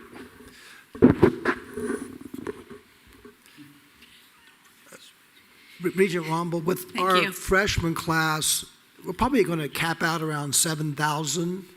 We have more beds than that now, but that takes up the bulk of our vacancies. Yeah, I was going to say the same thing. We have 8,000 beds right now, so we have sufficient for our first time in college students. It is really meeting the demand of our returning undergraduate students as well as graduate students for housing. An additional 300 beds also provides us the ability to take down wings of the other older residence halls so we can get in and do some renovations there. We have residence halls that were built in 1948 that are still on our campus. So that is also going to give us enough beds to be able to flex between the upperclassmen returning students and where we need to do some renovation work. And is that renovation work our long-term strategy to providing enough on-campus facilities? Yes, sir. Okay. All right. We have parking there. I'm sorry? Parking. There's, Yeah. no, why don't you address that parking issue? Well, yeah, so Billy is, we talked about this as well with the design team. We are going to have to evaluate the site there for parking. We still have sufficient parking at our west commuter lot, but really how we transition for our needs for the residence hall is something that's going to be looked at with this site as well as to the west. And Regent Walker, we'll be coming to the board in the near future with further plans for parking as we try to go to a more pedestrian environment on the internal part of the campus. We have plans maybe to build another parking garage on 15th Street where buses would come in, dump off students, but that won't have a direct bearing on this location. I think, Go ahead. I think when we were looking at the, talking about the new degree programs we were approving, each one of them had an incremental revenue component to it. I think it would be interesting to see that in some of these projects as well. How much, what type of return are we going to make on our capital investment? I think that's worth looking at, especially when it comes to student housing projects. And, is this an opportunity for us to actually make a return on invested capital? And, what do we see there? So I think that's something we ought to include and think about moving forward. Yeah. Sure. Regent Campbell, our auxiliaries are a positive revenue source. Mm-hmm. Yeah, and we saw that in the budget, so it'd be interesting to know, if we build more of them, how can we do on that? And what type of return do we make on the capital invested? So we built West Village A, and then we built West Village B, and now this one's going to be called West Village 2? Is that? It's phase 2. Yeah, we've called it Phase 2, number 2, and really West Village with the A and B is all one project. That's just West Village. Okay. With both Is that those what do the buildings. students call it? Just West West Village. Village. West Village. They don't say A and B, it's just West Village. Okay. And then, West Village 2. Aggie numbering, we need to avoid that. Okay. Any other questions? What's the estimated completion date on this project, Billy? Well, right now, we just selected this contractor for DB services about 2 weeks ago. So we're waiting on a contract right now and with some kind of schedule on it. This is going to be ICF construction like we did the other ones, which is insulated concrete forms. It's 2 5/8 poly on both sides, and then you've got a 6 or 8 inch concrete inside of it. It's going to be a little bit dependent on that material when we can get it here, but we're going to start design. I'll issue an NTP next week. I don't know exactly when it's going to be finished. I don't know if it's going to make fall semester or not. We'll just have to get that schedule in hand. You've talked in the past about the inflation rate on a lot of materials. And I would assume that hasn't diminished. With the numbers that we're approving, does that take some inflation into account? You know, the numbers aren't really improving right now. When, you know, I've run some reports on this, and, you know, when you start looking at, you know, your labor rate for the last 3 years, when you go back to COVID, our labor rate's up about 12%. And when you look at materials, and I look back, everybody kind of uses February of 2020, of course, as the benchmark. And you start looking at inputs into non-residential construction, which is this, it's 37.9% higher than it was in February 2020. If you want to look at specific materials, you can look at plumbing, 17.5% up, electrical switchgear, 33%, fabricated structural metal products, or structural steels, 52.5%, steel mill products, 64%. So everything's still elevated. Concrete's 28% higher than February 2020. Labor's still higher. We're just trying to work some of these budgets, and I know some of the presidents and CFOs get a little upset when we come in with initial budget estimates, but really the material and the labor is just not moving. It kind of showed a little bit of a decline in December of 2022, and then jumped back up input costs in this January, 38%. So what are you using as in you know, with what we're approving? What type of inflation rate does that assume? Yeah, so what we're trying to do is build into the bid, into the estimates, and our contractors are doing that too, probably a 6 to 10%, just an escalation factor, because one of the things they don't know is if we don't start building for another year or so, what's going to happen at that point in time. So everybody's really trying to cover that risk. We also have in our estimates a project contingency too. I've even gone to the point on some of the projects and put a buyout contingency in there. So as the contractor's buying out all of his subcontractors and he's going up and down in his guaranteed maximum price, we already have a little built-in cushion that he has to prove out with numbers and facts that we will help him apply to that. That's just another method that the industry's seeing right now. So we do have some inflation figured in. It's bidding contingency and also material contingency. Yes, sir. Maybe a Noel question, but do we have a sense of what these units will rent for compared to the off-campus housing that's run by private entities? Yeah. Are we cheap? There's a reason they sit me on CFO row, so. Yeah, so this room layout will be in line with Talkington Hall, which is one of our higher room rental rates on campus, is the most popular suite style. We are still, we have a lot of, I should say that we are very reasonable compared to the Lubbock market, as well as within our Big 12 conference. We are, I think, always at the lowest or second lowest. So we've looked at how we can continue to create affordability and get the return that we need. And I do have those models as well that we can share with you. I guess what provoked my question is a zoning case across the street from the Alumni Association, more or less. Yes, sir. And how this would price against that, because I assume that that's going to come forward, so you're going to have competition, for lack of a better word. I think you have a different market. Again, I think these are students that want to be on campus. We have, with our growth, have been turning away returning students. We've had to, stop the application process at a certain point in time because we don't have enough beds. I think that the off-campus is a very different market. President, I don't know if you want to share, you had spoken and maybe the target market that they were more interested in. Well, the projects that's being discussed on 19th Street, I think is focused on students that are living on the north side of campus, over in that Benson area, and those on the far south side of campus who want more pedestrian access to the campus. When you talk about the competitive price of this dorm, those that fill up first are the most expensive dorms we have.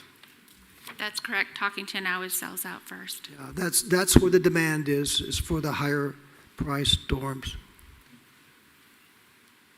I think it says something about how we are priced relative to the Lubbock market. Any additional questions? We have a motion to approve Billy's request as presented. So moved. Second. All in favor? Aye. Any opposition? Motion passes. I think let's skip item number 4, Billy. And I let's think do- we can go ahead and go. Oh, you are? Okay, I didn't Yes, see sir. Chris here. So this is an exciting project on the Texas Tech campus, and this is approve the concept and authorize expenditures of the architecture building renovation project for the Tommy J. Huckabee College of Architecture for Design Professional Stage 1 Design Services. As a reminder, this is where it is on our campus, 18th and Flint. And there's a picture of the south elevation of the architecture building that was built back in 1970.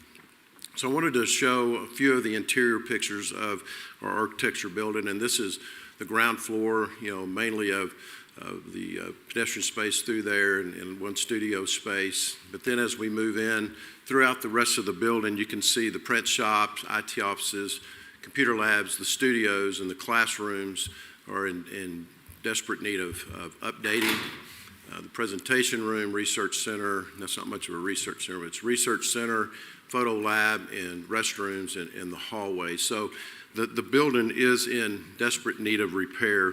And I'd like to invite to the podium the past chairman of the board, and Chris Huckabee, and he's going to kind of explain his vision.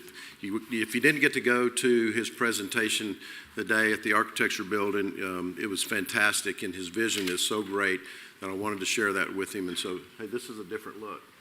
You're looking back at the I don't know that I've ever had this look before, so. There's nothing Good morning, board. This is a little different. Very excited to get to talk about this project today. So first, thank you for allowing my gift and to be able to put my father's name on the building. I think he's very worthy of that, and we're very excited about this.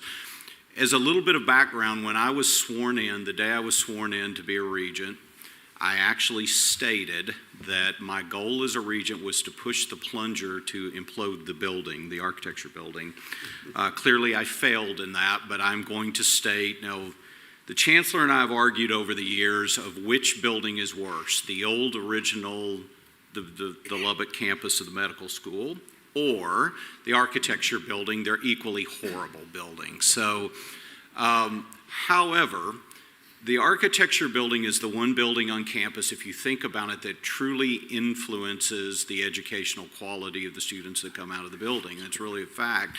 You can't draw a lot from that building to help the professors in teaching the quality of design because the building's a challenging building. And so clearly I was not successful in demoing the building, and I still would have loved to do that, but I got taught that that was not going to be practical because of the number of students that are in the building on a daily basis.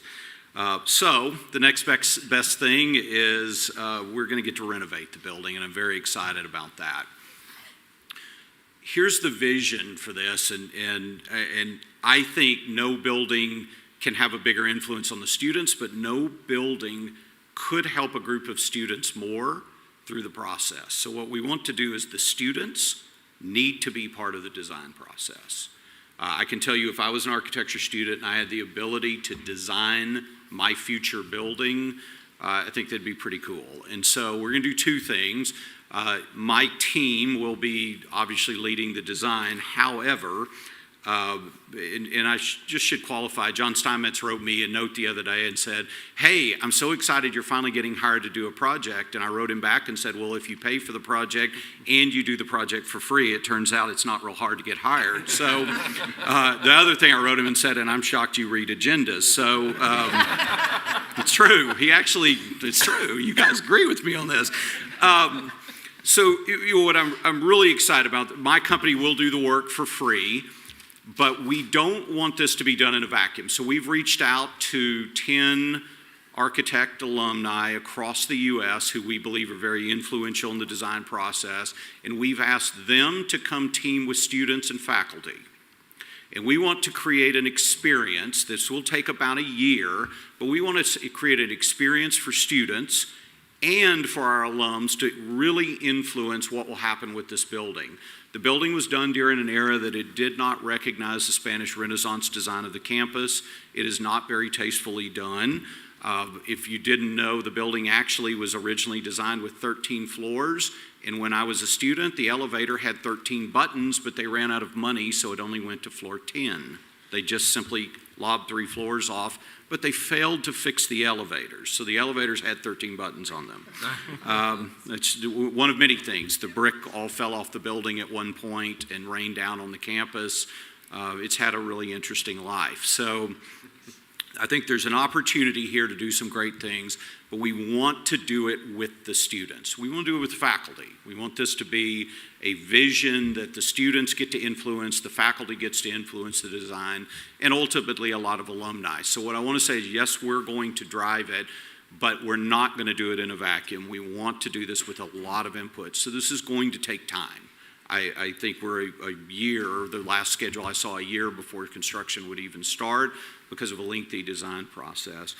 I said during the ceremony, you know, my wife's an interior designer, and we have a vision that potentially interior design could come into the College of Architecture and make it more of a design college. Nothing has been set on that. No one needs to run off and publish anything on that. Nothing has even been discussed, but we have a vision that that might be possible, and it would elevate interiors. Interiors today is completely across campus, totally separate, and really has very limited interface with architecture.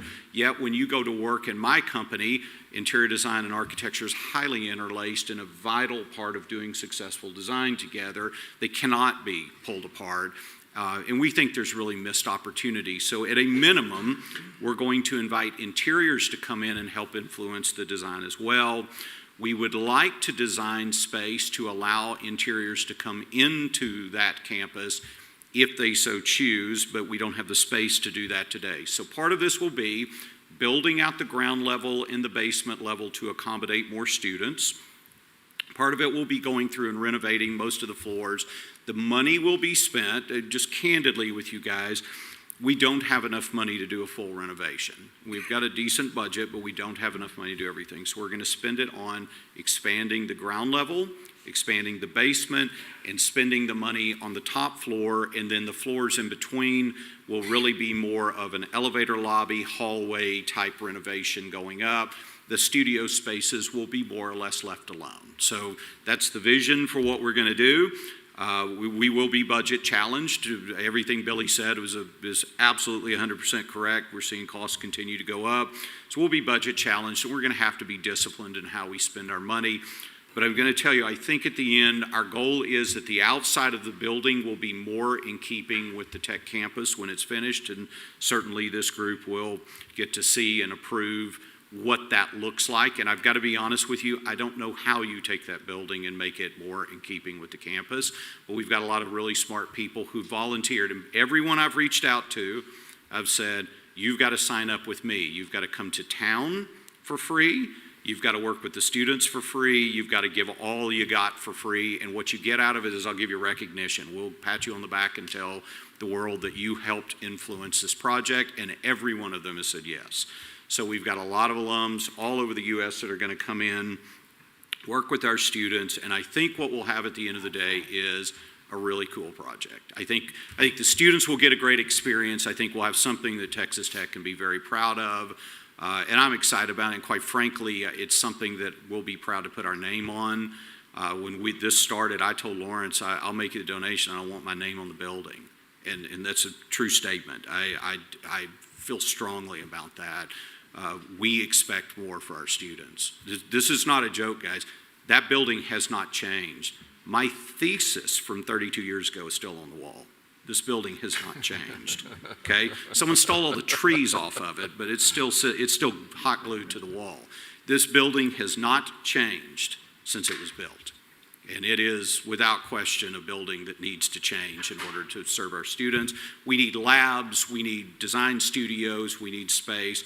We need a lobby that greets people, and there's a lot of opportunity. So we're excited about it. I think this is going to be a lot of fun. The nice thing is Billy and his team have already done this with students on other projects. So this is not a stretch for his group to help work with us and involve students. So I think it's going to be a lot of fun, and really appreciate your consideration of this project. Happy to answer any questions you guys might have about it. Well, thanks. First of all, from the board, once again, thanks for the service that you gave the university in your time on the board, and more recently for you and your family's contribution to this project. Without your vision and support, obviously we wouldn't be anywhere close to this. And if you'll keep bringing free labor and services, we'll keep giving me projects. Keep asking you to come to meetings. Yeah, that's great. So. My wife asked me the other day when I was going to get my foot out of Texas Tech. I said, I'm not sure. So it's our honor to do that. We're really excited to be able to do it. We're very blessed to have you associated with the university. Does anybody have any questions for Billy or Chris? No, I just want to thank you for your vision of including the students and the faculty. That could not be more perfect. And so thanks for thinking of that. Yes, thank you.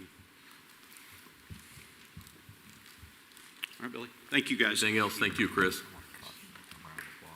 Do I hear a motion to approve the item as presented by Billy? Hold on, I got to get there. I thought you already did that. No, you've seen the vision, so I'm not going to spend a lot of time right here, but this is the budget. We got a little bit of money in there for surveying and geotech services that his firm doesn't provide, and so that's why you see a $49,000 budget. There's a recommendation for the $49 for a $30 million project through the RFS, Repaid with Gifts and Higher Education Fund, sir. That's the recommendation. Okay. Do I hear a motion to approve as presented? So moved. Second. All in favor? Aye. And it passes. Thank you very much, Billy. Please proceed with item number 5.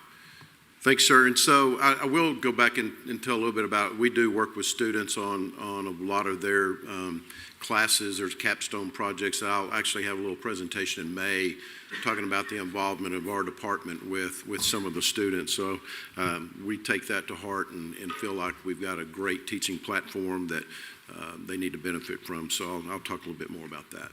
So this is for the Health Sciences Center in Lubbock, and this is the Preston Smith Library. This is for the 3rd floor only. This is a project for design professionals, stage 2 design services. And I know this is the first time you've seen this, and I'm already up here talking about stage 2. So what happened with stage 1? Well, HSC has had this vision for Preston Smith Library for a long time. Obviously, libraries are changing, and there's needs for that space. It's great space. And so the president had a vision, and I'm going to show you a little bit more about that here in a little bit, but she made it a top priority. And so as HSC was working on programming and design and showed her what they had developed, she said, let's go. And so now, being a $9 million project, it's being handed off to FPNC. So I want to show you a little bit more about that. So this is the Preston Smith Library, located on the far west side of campus, as you can see there. And everybody probably recognizes that picture more than anything. It was built in 1998. So as of right now, the 3rd floor mainly exists of stacks, library stacks. Bottom left is study rooms for the students. But like I said, everything's changed about libraries and collaborative space for students and the need for places to study and a place to go. And so the existing floor plan, as you can see some of those pictures, the stacks are almost empty. It's kind of a wasted space. So here's the new vision. Here's the president's vision, and it's basically a study floor. It's for the students.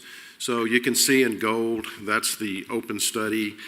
Down in the left, the blue is more of a group type collaborative study area, and then the pink is small study rooms for the students there.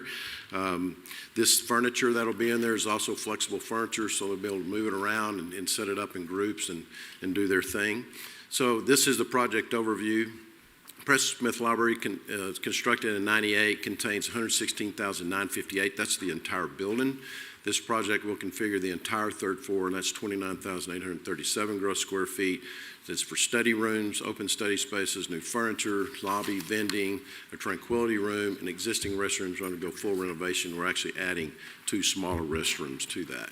So here's the budget, and this is, again, for basically completing the construction documents, and it's for $549,354, and the majority of that being in the design professional services.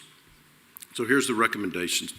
To approve the concept for the project and authorize initiation of the Preston Smith Library third floor renovation project, approve expenditures of $549,000 in order to provide stage 2 design services for the Preston Smith Library third floor renovation project with an anticipated project budget of $9 million.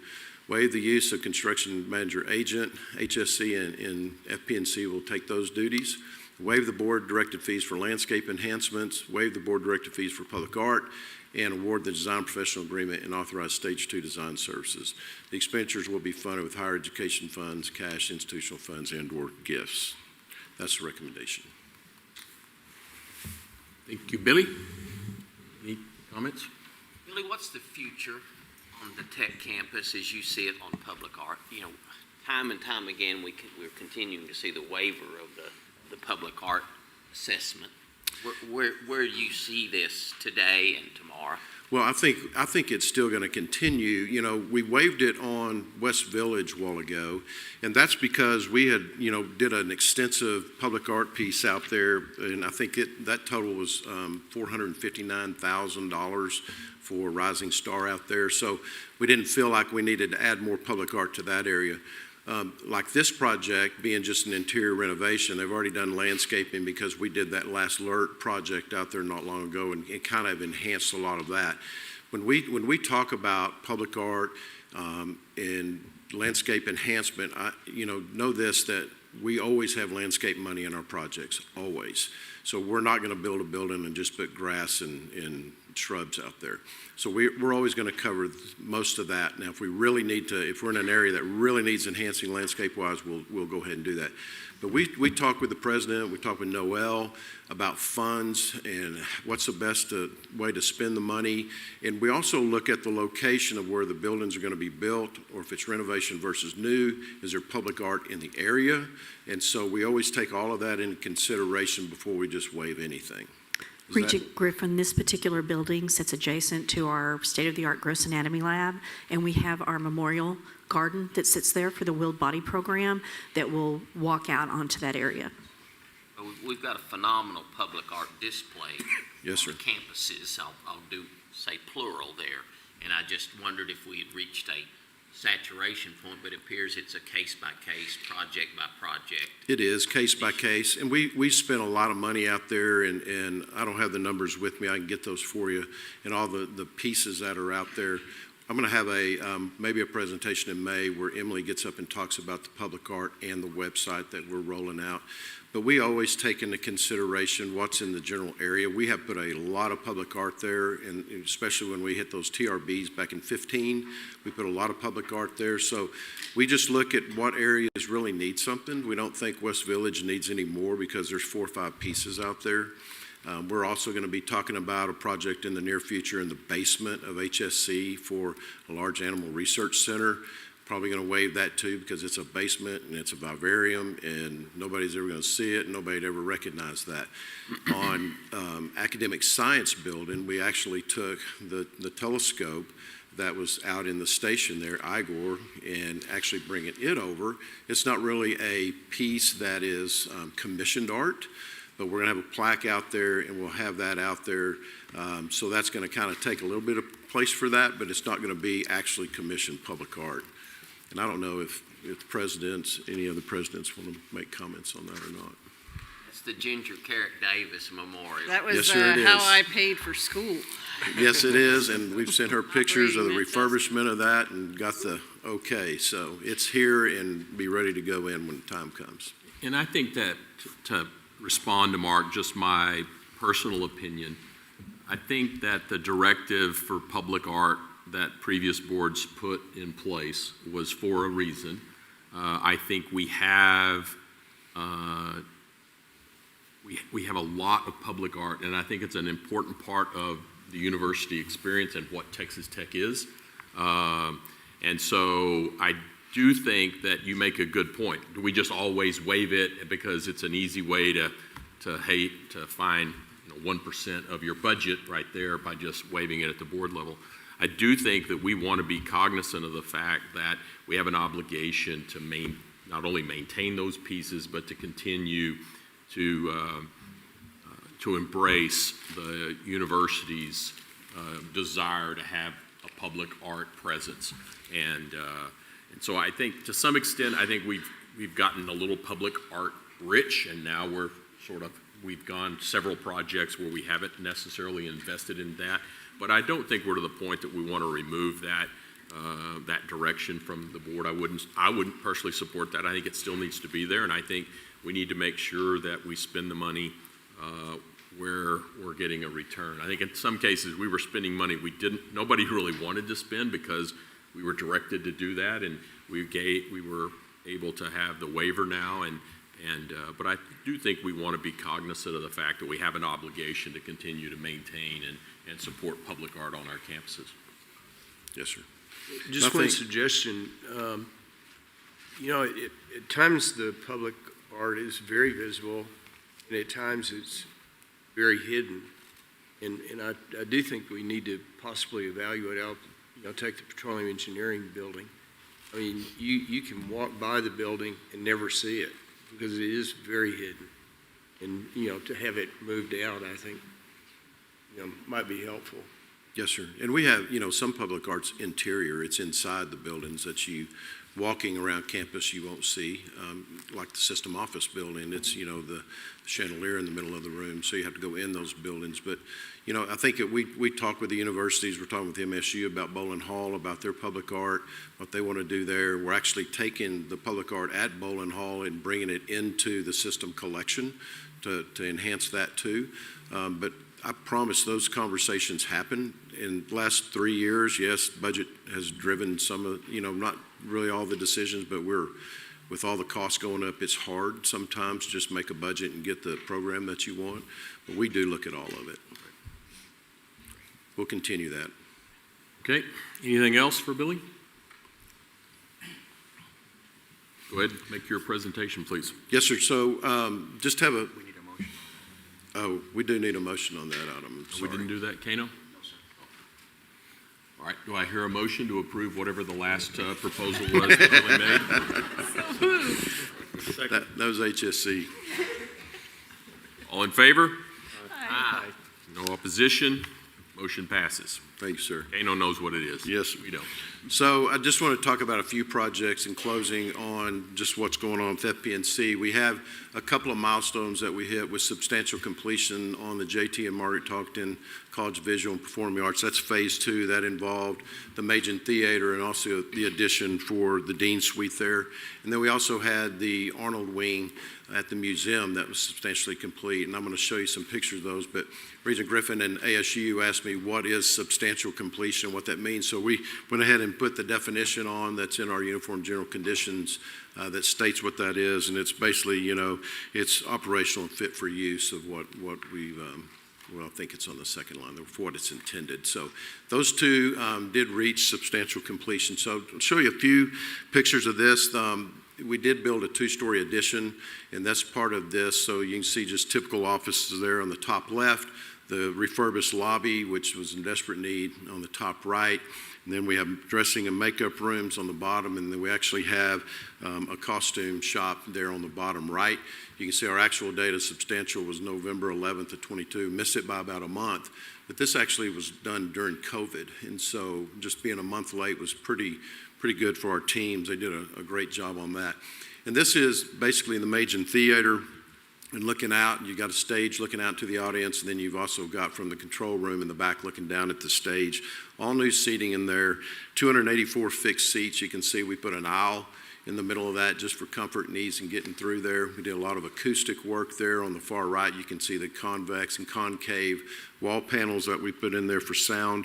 And then also when the orchestra pit is at floor level, we can add another 19 seats. So we lost a little bit of seating in there, but we think the comfort was much more needed than that.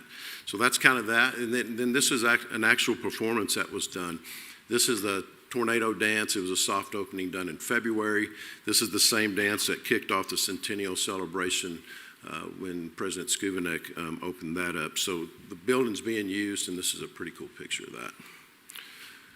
The next project is the Dr. Robert Neff and Louise Wilson Arnold Wing. This is that infill project at the museum. Actual date was December 29th. We did not start that project on time due to undiscovered utilities that we had to move and also couldn't get material. So we didn't release the contractor to start until a little bit later. But you can see the gallery space that's on the first floor on the top left. Second floor conference room. Bottom left is the Heritage Chairs office. And then we also have a computer lab on the second floor in the bottom right photo. And the one on the left, that's the second floor. That's an exhibition lab. And then in the basement, we have that compact shelving. If you remember, this collection has over 500 pieces of art. And it's not just for the Arnold collection, but it's also going to have other collections in there too. So they'll store those and move them back and forth between the exhibit spaces, but that's high compact storage right there. And then the last one, I just want to touch base on baseball. Baseball is in full swing right now. That's the top left is the front door now to the baseball team facility. Faces right at Jones Stadium. The stone came out really looking nice there. On the top right, the coaches came to us and said, hey, the visiting team bullpen's too narrow. It's not safe for the student athletes. So we actually, right before the season started, widened that, made it a little bit bigger and a little safer for the visiting team. Bottom left is the locker room that we're wrapping up. And then the bottom right is the training area. Now they're going to have their own training area with hot tub, cold plunge, and also an underwater treadmill where they can watch the athletes work. And then this is from the left picture is from Tadlock's patio. That's right outside his office doors. He can view back towards home plate. On the left, you can see that's the visiting team warm-up area there. New foul poles put in. Obviously, that space not finished. That's not a pitching mound there. Somebody said that a pitcher's mound. It's not a pitcher's mound. And then on the right is actually behind the cubbies is the locker room. We've got a really nice size equipment room there. But all the electrical plumbing's wrapping up. Ceilings are in. The floors start next week. The commissioning's starting. The site work, we got a little bit behind because we moved and started doing that bullpen expansion. And then the branding will start here in the next couple of weeks. And the branding package is going to be fantastic for this. So that's my report, Mr. Chairman, unless anybody's got questions. Thank you, Billy. Any questions for Billy about his report? I don't have a question, but just a quick comment on the Talkington Performing Arts expansion and enhancement. I think that's significant, and I think also there's great opportunities to partner with Holly Hall also to even expand that college's reach. And Lawrence, I'd like you just to a comment or two, not putting anybody on the spot, but there seems to be great opportunities to partner with this college and a world-class facility that we enjoy in the Lubbock community to enhance the student experience. So Chairman Griffin, we did have a meeting about a month ago with those from the Holly Hall and those from the city, our dean of the College of Visual and Performing Arts, and I think we're in a different position now than we have been in the past, is that there seems to be a real desire to collaborate. I think you were there for part of that meeting, and so we're going to look at ways that we can capitalize on that resource so we don't duplicate that on campus. Sure. I just see it as an enhancement, if nothing else, and opportunities to expand the reach of that college in marketing and recruiting and instruction and in experience. And we're committed to providing money for the equipment that they won't have to transfer back and forth when they finally get to the decision, get to the point to make that decision. Thank you. Mr. Chairman, I think Patrick's ready for his little presentation too. Okay.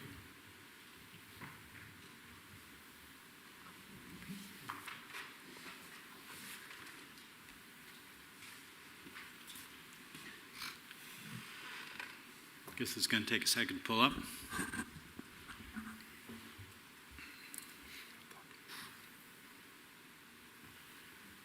There we go.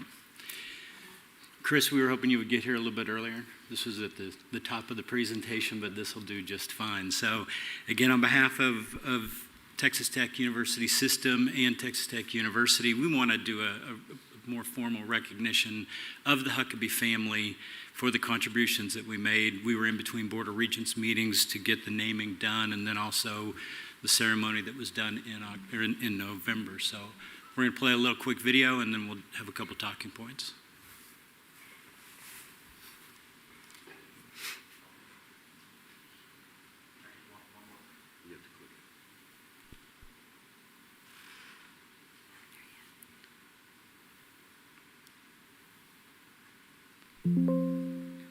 We're here today.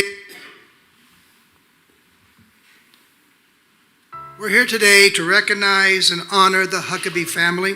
This family has so positively influenced this college and this university for so many years. It's a family with a long and storied history at Texas Tech, beginning with Tommy, who studied here as a student of architecture in the 1950s. For more than 50 years, the Huckabee family and that name has been synonymous with excellence in architecture, design, and engineering. But always at the core, the Huckabee family has been focused on education. We are here today to show our immense gratitude for the Huckabee family as they make a historic gift that will elevate this college and enhance the experience of those students who pursue a degree and a career in architecture. So I'm proud today to roll up our sleeves. I'm proud that this gift is going to be the vehicle to renovate and substantially expand the footprint to be an active part of this future vision for the College of Architecture. So many things in our world could be solved if we could simply provide an education to more people. Because of the historical nature of this gift, today we are announcing that in honor of Tommy J. Huckabee, the College of Architecture will now be named the Huckabee College of Architecture.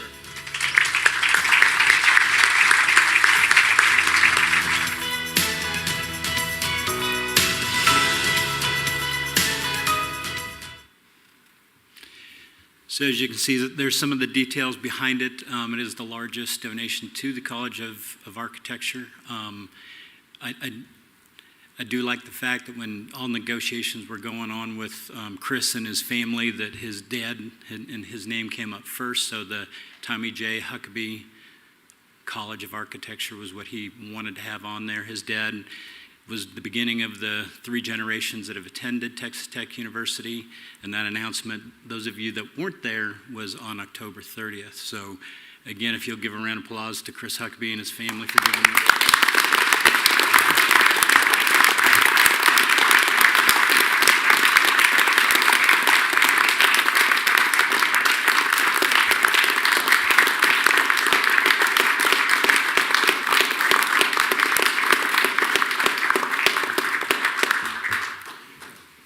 Regent Griffin, you always tend to have something to say after a significant gift, so I'm not going to stand in the way of that. Well, No pressure.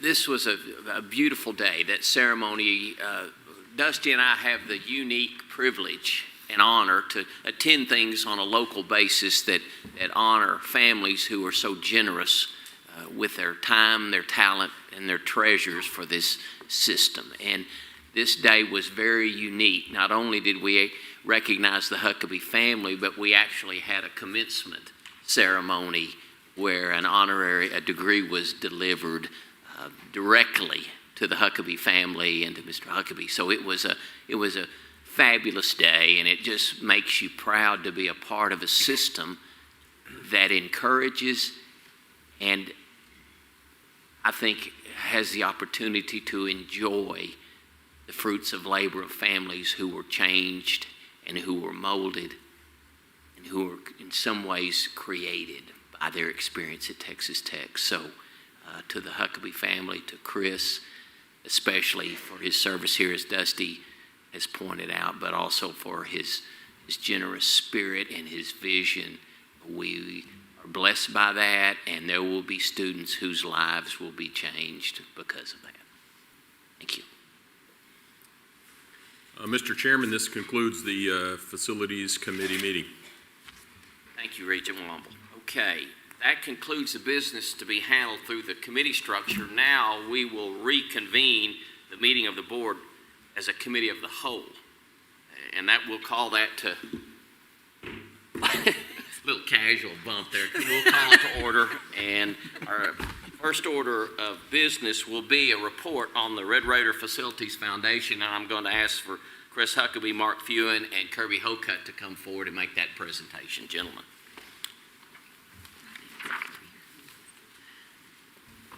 Good morning again. I would like to say, and related to that, my mom and dad are 89 years old, and my mother, the day of that event, walked up to me at the end, put her arm around me, and told me in their 89 years, it was the best day of their life.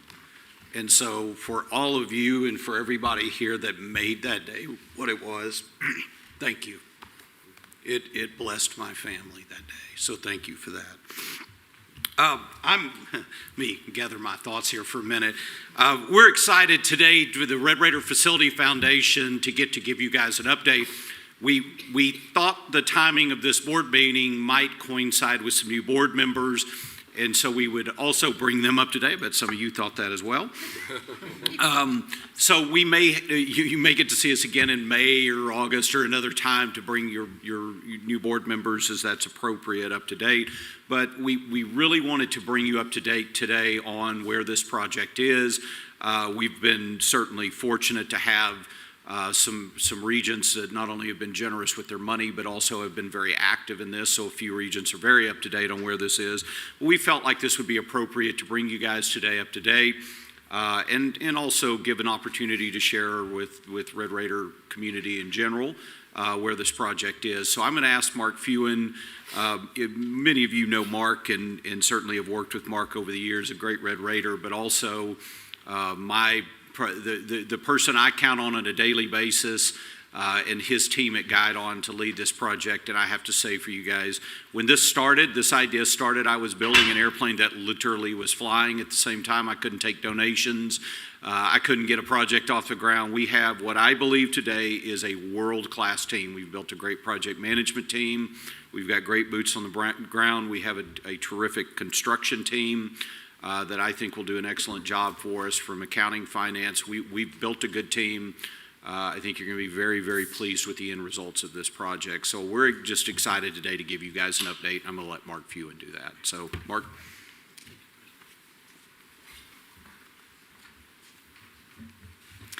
Good morning. Good morning. Well, right before I start, I want to start, as we start every single meeting associated with this project, we start with our aspirational goals. And we've been talking about that for the last year and a half, and those aspirational goals are quite simple. And it's all about keeping people focused in on our mission and where we want to go, and at the end of the day, end of this project, what we want to accomplish. One is we want to deliver a world-class project for Texas Tech, the Texas Tech Athletic Department, the Texas Tech football team, the fans, the students, and also as an enhancement for the educational recruitment for Texas Tech University. Two, we want to impact one football season, which I'll show you on the schedule on how we're going to do that. Three, we want to create a facility that is future-proofed. It has flexibility, is able to change with the ever-changing landscape of college football and college athletics. Also create a front door for Texas Tech football, which enhances the recruitment process, which is key to success in this day and age as it relates to college football. And then also minimize the disruption of the football team operations to the greatest extent possible. I believe right now we are still focused in on achieving every one of those aspirational goals. So, the next few minutes, I'm going to run you through some slides. It will start. This is basically the view as of the week. Probably maybe a week before the OU game. And as we stated, one of our goals was we were going to start this project almost immediately after the OU game, which happened to be a great win for the Texas Tech football team. So I also received pictures from the stadium of the Double T scoreboard with the OU score at the top of it. Now, the scoreboard came down about 5 days later, but I appreciated that picture. I will also, the next slide this is a rendering early on in the process. This is looking from the north, looking south. And this is where we are today. You will see the south end zone, the bell towers, the Double T scoreboard, which was previously embedded and now has been brought proud of the south end zone. Again, this is not the old Double T scoreboard, which I believe was delivered in 1978. This is going to be a 2024 scoreboard with new technology in it. You will see the Womble Football Center to the left or adjacent to University, and then the Sports Performance Center behind the south end zone. This is looking, previous rendering, looking from University down 6th Street. And this is where we are right now on the design. Again, the Womble Football Center to the left or to the south. The Sky Bridge framing the 6th Street as you move to the west. Again, this is a key picture of this, again, aspirational goal, creating a front door for Texas Tech football. This is standing in the north end zone looking south. And this is where we are right now as it relates to the design. Again, video boards and the Double T scoreboard at the top. The Texas Tech football team will enter the stadium and the playing field from underneath the south goalpost in this, and you see this in this rendering. You see the loge seating, the arches, the second level above the concourse will be the coaches' offices, and then premium seating at the third level. That structure right below the Double T is the video camera station for filming of the game, TV, game day cameras. Again, we're on the home side or the west side looking back to the east. And that is a view, again, of the south end zone as it's designed right now. Again, you see the arcade that is kind of marching along just above the loge seating. A key element of this is that arcade, you will be able to, if you're on 6th Street outside of the stadium, you will have views into the stadium. You won't be able to see the playing field, but you will be able to see into the stadium, which I believe is going to create a really cool fan experience on 6th Street and really kind of expand that whole, again, game experience outside the stadium onto 6th Street in between the Sports Performance Center and the south end zone. Here's some of the loge seating, again, in the south end zone. We've also created in the south end zone, really kind of in adjacent to or right below the bell towers to the west and to the east. Some of this, I would call it deck seating, kind of for, and again, this is feedback as it relates to, from a revenue standpoint, from and again, that fan experience standpoint, we've tried to enhance the south end zone with various types and different types of seating. This is a quick view of the Texas Tech football team entering the stadium through the field club level. And this is a view of the field club level. Again, this is, again, at the field level. The Texas Tech football team will enter through the fans before the game. It's up to Coach McGuire on whether or not they want, and we're leaving that option on whether or not they exit at halftime back through this area. I know the Dallas Cowboys do that, but that's up to if Coach McGuire has that flexibility, and then re-enter the field after halftime. But we think that this area again is one, flexible. There's a lot of different functions that other stadiums where they have this element off season and during the season can be held not just on game day. This is the premium level, again, the third level of the south end zone. This is right behind the suites. The bar area of the south end zone, again, at the premium level. This is a typical suite, and we have a total of 20 suites. We have 2 founder suites. 18 of these suites will be, this is a view of a typical suite at the south end zone. This is a view of one of the 2 founder suites. A second view of the founder suites, and then each founder suite, both really located underneath the bell towers at the west corner and the east corner, will have a loft or a second level again to enhance that experience and provide additional seating and capacity for the founder suite. So this is a view standing at the really at the southeast gate, looking back at the Womble Football Center. Again, this was kind of a cool moment for me. I kind of rediscovered the masked rider statue that was in the old south end zone. On Tuesday after the OU game, we lifted the masked rider statue out of the south end zone. It's being stored in a safe place and will be located in the lobby.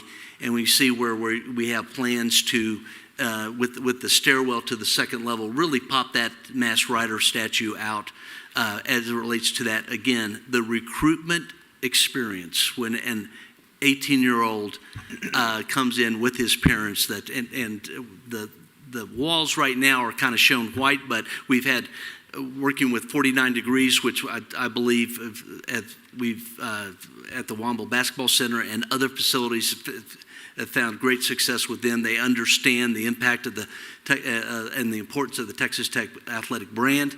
We're in discussions as it relates to really making sure that this space pops with branding in addition to the masked rider statue. This is as you pass through that reception area and you get back to where the locker rooms are and the weight training, and I've got images of that. But this is the area to the lower right is the nutrition center. Behind this double T is the weight and strength training room. To the left, you can see the hallway to the left that leads out to the practice fields. And then if you then just really rotated in this image farther to the left would be the locker rooms. This is an image of the locker rooms and the direction that we're going right now. There's been a lot of focus in on, again, as you can imagine, that the players spend a lot of time in the locker rooms. The lockers, there's a whole study around each individual locker, but really creating an area, again, for recruiting purposes and also to enhance that player experience in the locker room. This is a player lounge. We have a 2-level player lounge. This is the first floor of that player lounge. You see the impact of the graphics. You also see where we're taking that Spanish Renaissance architecture and the arch element and bringing it into the space and projecting it into the space. That window that you see in the middle looks out onto 6th Street, just to give you some orientation here. Again, seating areas and recreational features to this player lounge. This is the second level of the player lounge. This is the weight training area. Again, the glass to the wall to the left of this image is the practice fields.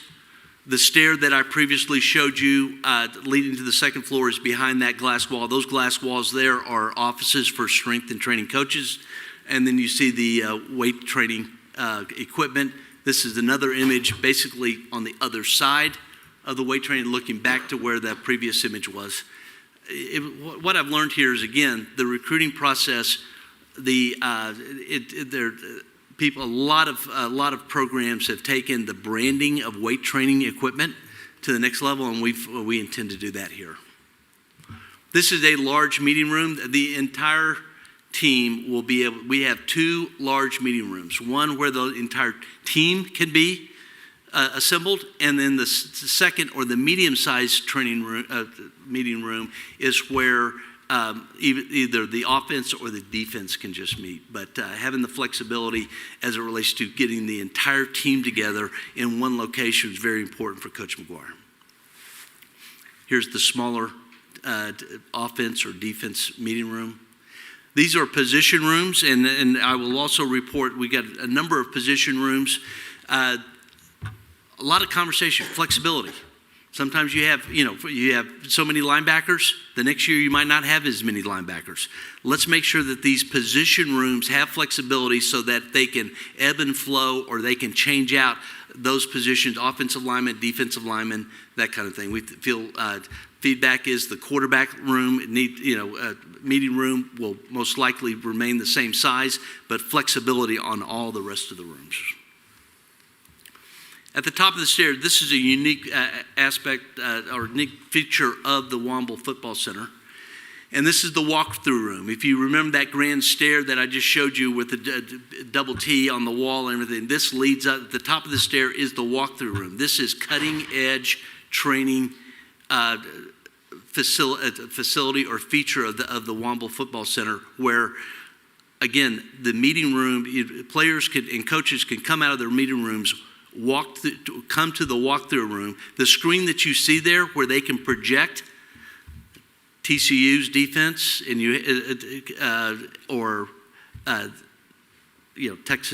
Texas defense lining up with our offensive team, and they actually go from looking at film to actually walking through a play. They can see a guard pulling guard coming their way.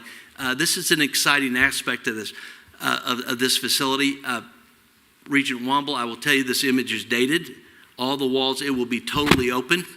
Thank you for that thumbs up. I couldn't get that, but I know that was some feedback that you provided to us on that. So we're heading in that direction. From a schedule standpoint, right now, 2 milestones that I'll pop out for you. June 2024, completion of the South End Zone. September 2024, completion of the Womble Football Center. We started right now. I reported out. I set a goal for the team. We were going to start construction on the Monday after the OU game. We actually started disconnecting utilities at the South End Zone on Sunday after the OU game. And the double T came down that following Thursday. And so I will show you a couple images. I also want to report, as it relates to the old double T, it is safe. It is in a location. And we've entered into discussions with the city of Lubbock. They've raised their hand. President Skubinek, I had a call with you, and the city of Lubbock is very interested in, and we're in the process of reaching an agreement where the city of Lubbock will take ownership of that double T as it relates to the Regis Street capital improvements between I-27 and Martin Luther King going into the airport. President Skubinek, in my call with him, he brought up a great point. Part of this agreement, we will make sure that the city of Lubbock is bound with an agreement for maintenance, because obviously we will all agree this double T is a brand. It represents Texas Tech. Everybody associates with Texas Tech with this double T. So we want to make sure that if the city of Lubbock incorporates this double T as part of their capital improvements for Regis Street and beautification of Regis Street, that they have the ongoing obligation to maintain the double T in a appropriate manner. So last, this was December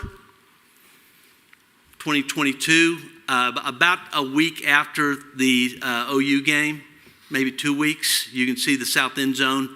The field has been peeled back, and we're using the ramps at the at the southwest and southeast as it relates to trucks coming in, hauling the debris out. This is early January. You see where the South End Zone building has been demolished, and we're starting to work on the seating. And this was as of last week. The South End Zone building is gone. The bowl seating has been removed, and we're digging a hole, and digging a hole quickly. So with that, I will, Chris, anything I need to add, Kirby? Happy to answer any questions you guys have. Mark and his team have done a great job, and I should point out Billy's team has been incredibly helpful and supportive. We would not be where we are without Billy and his team. Anytime we ask for anything, they have been really, really helpful for us. It's been a team effort to get to where we are. So a lot of work to do. You're going to see a lot of work on Saturdays and Sundays out here because it's going to be kind of around the clock, but things are going very, very well. So we're happy to answer any questions you guys might have about where we are in the progress of the project. Yeah, I think just for everybody's edification, during this football season, that south end zone will be a construction zone. So we'll have to, on Friday before game, we'll have to do a lot of things to make that safe for game day. But we'll have to relocate the band and the fans that had tickets, which was mostly students on that end. We'll relocate those into the rest of the stadium. And then at the end of next season's when we actually take down the existing training facility, and it'll be ready to go by the beginning. If everything goes according to plan, they'll have a training facility back to be housed in at the start of the 24 season. So the south end zone will all be open and ready before the 24 season. It'll be really close on getting the training facility back. And so we'll have a whole off season and fall camp that will be relocated into probably the indoor facility and a variety of other places around campus. So. We've got a fairly extensive, and this is all laid out, we've got a fairly extensive shutdown process where we will physically shut the contractor down, secure the facility. Tech's game day operations will walk with us. We'll walk the entire process. We'll green light it. If Tech is not happy with the safety, we have provisions in the contract that Tech can assume and make any changes they want, and we will pull those back to the cost of the contractor.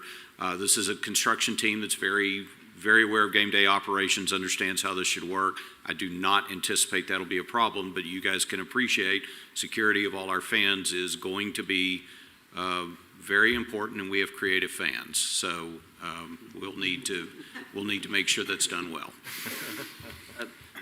Dusty, Cody, Chris, talk a little bit about the Red Raider Facilities Foundation. This is kind of a unique approach that we're taking.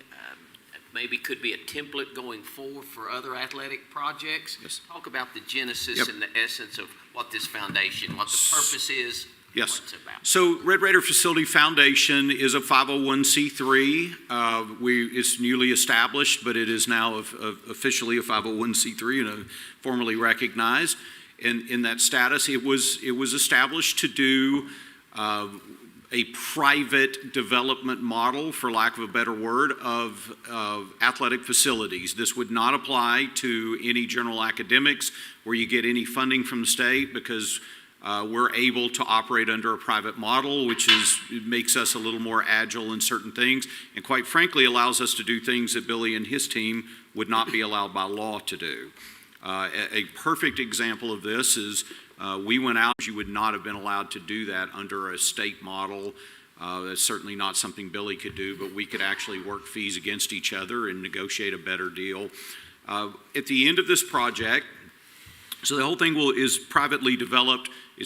We are ground leased, basically Jones AT&T Stadium. It's very specific what we are ground leased to do, and at the end of the ground lease, at substantial completion, this will convey back to Texas Tech and become Texas Tech's project. That does not mean we have the right to do anything. Of course, we have to comply with the same rules and the same regulations that Texas Tech would, and we're interfacing with all of Tech's infrastructure, automation, things like that. So there's a very close tie. The standardization of this will be very similar. I've told you guys this early on. At the end, I think we need to audit this project and we need to say, was it more efficient? It certainly was more efficient from a speed standpoint. It's allowed us to be very agile in our decision-making process. A great example of what we've been able to do, we interviewed several contractors for the project and made a decision that 2 of them that we interviewed would really be good paired together, and we just put them together. That's very unusual, but we had the right to do that, so we've been able to be pretty nimble in how we've negotiated and worked through this. At the end, I think we all need to be honest. We need to go back, we need to audit this, and we need to evaluate it and say, was this a good process or not? I've hired a legal team, an accounting team, so there are some things that I've had to go out and hire in order to support this that Texas Tech has naturally built into the process. But we've got those things built. I do believe they're best in class across the board. I think we've got a great contractor team, good project managers, architects have been very responsive. I think it's been a good process so far. I don't think we're very far. You guys might feel like we're very far. In my book, we're nowhere at this point. The day we cut the ribbon is when I'll tell you whether it was successful in my mind or not. We're a long way from the finish line. I'm very confident we will hit dates. We will deliver a project that everybody can be very proud of. And so far, I would say it's been a successful approach to doing work. Very unique, but I think it's been successful. And I think at the end, you guys be the judge if it's something you want to do in the future. I think my observation is that it's gone extremely well so far. I mean, it's been amazing how quickly and commercially decisions have been able to be made. Yes. And I think this is a model for, we have incredibly talented alumni and people who want to be involved and help, and this has been a really good way to engage with folks like Chris and others who are willing to share their time and talents and get involved. I don't think this model works for every building project that we have on campus. I mean, it's for certain things, athletics are probably the best example of those, but so far I think it's gone great, and I've been just amazed and impressed with how well you've done in leading the process, Chris, and really appreciate all the effort that you put into it. Yes. You're welcome. It's gone very well. I will tell you guys in November, December of 21, I couldn't accept a donation, and I'm thinking, how in the world is this ever going to work? But we've created great banking partners. It's really come together. I need to be clear, though. It's come together because Texas Tech Foundation has supported us, because FP&C has supported. We would not be successful today if it hadn't been everyone saying, yep, let's get on board and make this work.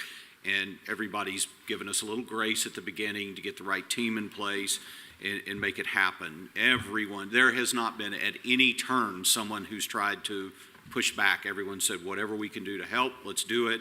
And it's worked. And I think we'll all be very, very proud of the end result. It's gone exceptionally well. Another comment I would make, and just kudos I would add, are that Kirby, Hokut, and Lawrence Skubanek, are aware of the fact that the athletics landscape is changing rapidly, and they've been willing to respond to it. Yep. And be creative and think outside the box. This is, a couple other universities have done something like this, but not very many.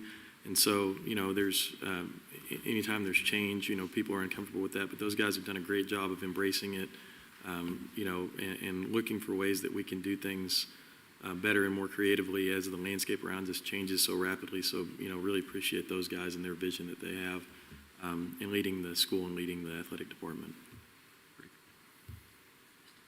We're happy, once we get, new Regents on board, we are happy to come back, do this just to update them. We can do that individually or as a board meeting, however you guys would like. And we will come back to you along the way just to give you some progress updates. But so far, so good. We're spot on timeline. Everything's coming together just fine. So just wanted to keep you guys informed, and pretty sure all you guys know my number. So if you're ever concerned, you know how to get a hold of me. Reach out, and certainly I'm available to you 24/7 to focus on this as needed. Kirby, do you want to update us a little bit on how reception's been on these suite sales? How do we stand on really being able to sell out this product? Absolutely, and good afternoon. Thank you for the question, Regent Womble. I would say First of all, there's never been a more exciting time to be associated with Texas Tech athletics. The momentum, the success, I think, goes back to the hire of Joey McGuire. We mentioned the victory over Oklahoma, talk about the victory over Texas, Ole Miss, and that excitement and energy and enthusiasm has just continued to propel itself into this project. Our philanthropy fundraising has continued to go exceptionally well. We announced a very large gift from the Scoville family earlier this week. We anticipate being able to announce going over the $90 million of private funds raised here in the coming days towards our $100 million private goal for this project. We continue to be very confident, to Regent Womble's question, in the interest of the 17 suites, that new inventory, 44 loge boxes, close to 300 new club seats that will be associated with this project. We believe that we will be at capacity with the interest that has already been shown towards those initial projects. So we feel very confident in being able to fulfill the request and to be at capacity when this facility opens for the 2024 season. And again, it just reiterates the energy that's around this program now. We talk about inventing the future. We have a guiding principle that talks about honoring the past but inventing the future. And that's what this project does. It's going to invent the future of Texas Tech football, how our student athletes prepare, how they interact each and every day. And when we talk about honoring the past, it's been an incredible past month for Texas Tech athletics, with the celebration of Patrick Mahomes winning another Super Bowl MVP, not only of the NFL, but MVP of the Super Bowl. Celebrating with Zach Thomas, his induction into the National Football Hall of Fame. Regent Lewis and I were in Dallas last weekend to celebrate Donnie Anderson being recognized with the Legend Award by the Doak Walker Association. And then when you look at what our current student athletes are doing this winter and spring, it's incredible. Not even necessarily just as it relates to higher education, but as things relate to things that could impact higher education in general. And our team does a great job. In addition to this, if you look on the bottom right with Jennifer Brown, we also are constantly working on things related to federal relations. And so, Regent Griffin, I believe you had asked earlier about things going on with our research efforts at the state level for the money that we're asking for One Health versus the federal level. These things occur in parallel. And because at the federal level, things are going on an annual basis, we've got people up there working on things simultaneous to what's going on at the state level. And in fact, this requires a lot of coordination, because we want to make sure that if we get funding at the federal level for something, we need to make sure that our state delegation understands this will be complementary to something at the state level, not as a substitute for that. So this requires a great deal of coordination. We've got an outstanding team to do this. This is something that I like to show a lot, because I think it's a great depiction of where we are. Now, this is from our current budget that we're operating in at the state level. If you look at it like the face of a clock, from midnight until 5 o'clock there, that's all K through 12 public education. This is a critical part of the budget every cycle, and with every subsequent legislature that goes by, that part of the clock face takes up a little bit more of the clock face each time. From 5 o'clock till about 8:15 there, that's all the Department of State Health Services, primarily Medicaid. That too, with every subsequent session, takes up a little bit more of the state's budget. From 8:15 till about 10 o'clock there, the blue, that is higher education. And then from 10 o'clock to midnight is everything else in the state's budget. Roads and bridges, safety, everything else. So if you look at that, the only thing that is a discretionary part of the state's budget is higher education. And so if you look at the trends for higher education going back for the last several decades, with each subsequent session we take up a little bit less of the overall budget of the state. And this becomes important from our perspective to make sure that the things that we do are relevant, to make sure that the things we do are sustainable. Regent Campbell mentioned earlier about the auxiliaries with housing. Anytime that we can figure out some way to generate income for our universities that is not dependent on the state, we are wise to do that. And it's not that the state doesn't like higher education at all, it's that there are other priorities that have to be recognized and have to be dealt with as you move forward. This is the example of that right now. If you look at the total state budget relative to what we're in 22-23, relative to what's been recommended, you can see there's a 2.9% decrease in the budget. That is a little bit misleading because what it does, the new budget doesn't have all the federal money that we're coming off of because of the pandemic. But one thing I would point out to you in there, if you look at higher education, once again, we're taking a little bit of a haircut relative to the current budget that we're in. Now, having said that, our system actually, if you look at the things that are in the base budgets for House Bill 1 and Senate Bill 1, we've actually done well. We've got a 5.4% increase in our budgets collectively with our universities. We're confident that HB1 and SB1 are good places to start for higher education in general and for our system in particular. Now, I'm going to run through some things here that can be a little bit if you're not careful, it can make your eyes glaze over a little bit. But I got to tell you, these are critically important for everybody to remember as we're thinking about higher education when you guys are being asked about things that are priorities for us. First and foremost is formula funding. As you know, there are two big formulas for higher education. There's the formula for the general academics and the formula for the health-related institutions. Money is put into those, and then there's a formulaic approach that is calculated on the general academic side by semester credit hour and on the health-related side by student full-time equivalents, FTEs.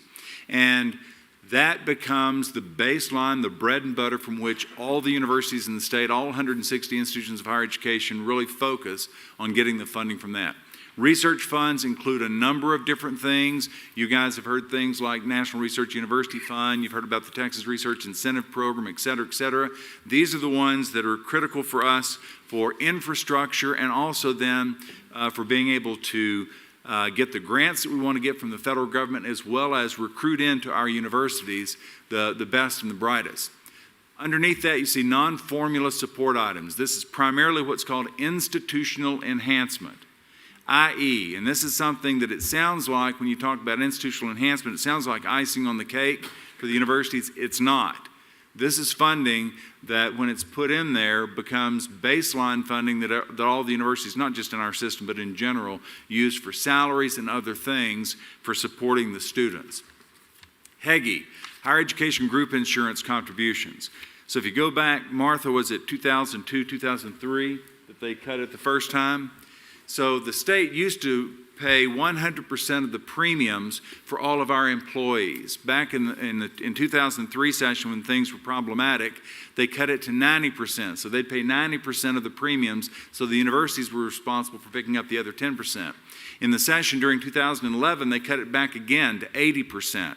So now the universities pick up 20% of the cost of those premiums. And one of the things that we continually ask them to do is try to bump that back up because that's funds we have to pull from someplace to make up the delta, and it's millions of dollars for our system. Comprehensive Regional University Performance Funding, CRU funding, and all of you have heard me talk about CRU funding. If you look at the comprehensive regional universities in the state of Texas, and in our system, that's Angelo State and Midwestern State, the comprehensive regionals educate 40% of high school grads that go to college. They perform a critical function for the state for workforce development. You heard Bixler earlier talking about the research that we do back and forth between our comprehensive regionals. It's critical to do the research and to have the research portfolio as part of those, but it's even more critical that our teaching at those universities be done and done well. Of all the universities in our system, the 5 universities in our system, the 2 that operate on the thinnest margins are Angelo State and Midwestern State. So we're really trying to get them to bump this up because we do have a historic opportunity with $33 billion in surplus to do something for our CRU universities that is critical for their long-term success and viability. I'm not going to go into CCAP. That's what we used to call TRBs. The state comes through, not every session, but generally every few sessions, and will give you additional funding and do the debt service for the buildings that we need. Texas grants and other student financial aid, this is critical for all of us in higher education, and this is the way that the state does step in to help support financial aid for the students in all of our universities. The Hazelwood Legacy Exemption, all of you heard us talk about Hazelwood. All 5 of our universities are military-friendly universities. All 5 of our universities are more than happy to take care of our veterans and their families.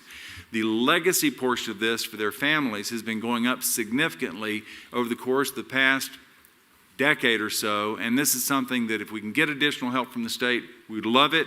We will always take care of those folks, but it's something that would make a difference for our system in general. Graduate medical education, you've heard us talk about this. We've had an explosion of new medical schools over the course of the past decade. When the Paul Foster School was opened in 2009, it was the first medical school that had been opened in 50 years. But starting shortly thereafter, we had this just one school after another, after another, after another that all started popping up. UT Austin, UTRGV, University of Houston, Sam Houston with the DO school, TCU and UNT with the new allopathic school, just boom, boom, boom. The problem with that is when you graduate from medical school, you cannot go practice medicine. Once you get your degree from medical school, if you walk into Starbucks, they will give you a cup of coffee if you give them $5, because that degree is not worth anything until you have trained. We were right at parity when Paul Foster opened. We had about the number of students graduating from medical school that we had residency slots for, PGY1 slots for. We're now to the point that we're going to be pushing people to leave the state to get their postgraduate medical education, and a percentage of them will never come back.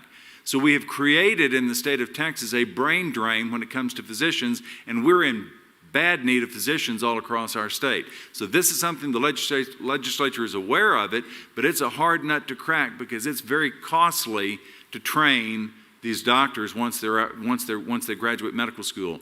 They'll make about $50,000, $55,000 a year, but when you put on their benefits with that, you're talking about $80,000, $90,000, sometimes $100,000 per year that you got to support for these programs per resident. The hospitals right now, unfortunately, have to pick up most of the tab for that. The state's been kicking in. It's about $8,000 per year. They look at this every time. They want to do something about it, but it's a real challenge for us. Texas Child Mental Health Care Consortium, we can all thank Regent Hammonds for this. He was actually the impetus for us to do a lot of things within our own system about this, and I will tell you, because of the push that Ron Hammonds put into this, the Texas Tech University Health Sciences Center and the Texas Tech University Health Science Center at El Paso are at the table in Austin when it comes to these conversations about what we're going to do with mental health. We're in a very good position as a leader in the state for leading this charge. And oddly enough on there, you've got broadband access that you wouldn't think would be a priority for something in higher education, but COVID really laid bare the issues that we have in rural parts of the state.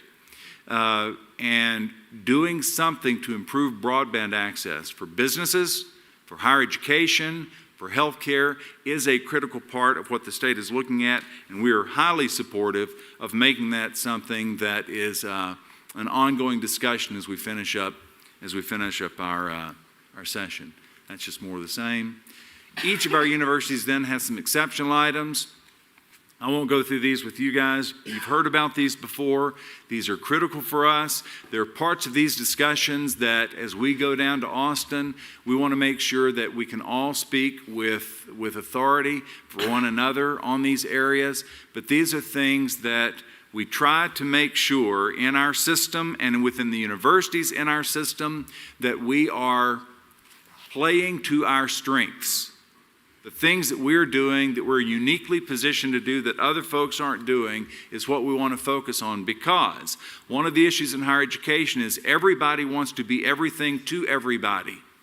And we have got, in my estimation, we've got to be focused on those things where we are naturally strong, where we bring something to the table that other universities don't, and then we really, really play to those things. Medical education. We're all about medical education for anybody that wants to go into any field, but our focus is primary care. Our focus in El Paso is border health. So you really play to those things, and then you get a halo effect back on everything else that you do. When it comes to ASU and TTU, you really focus on engineering, you really focus on ag, you focus on things that are your natural strengths, you get a halo effect back on the other things that you do, et cetera, et cetera, et cetera. All right, I'd mentioned earlier that we had seen a 5.4% increase in the funding for our system, and this is just more of a breakdown of that. As you can see, the base bills give more to each one of our universities.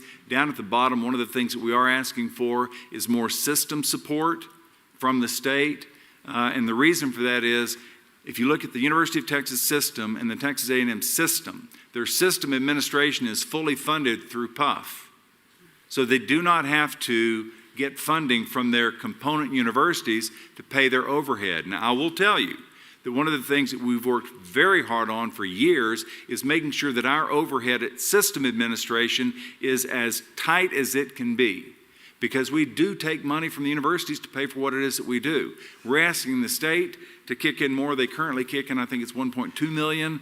We're asking them to bump that up to 5.4 million, so that we can then return some funds to the university components for that as we move forward.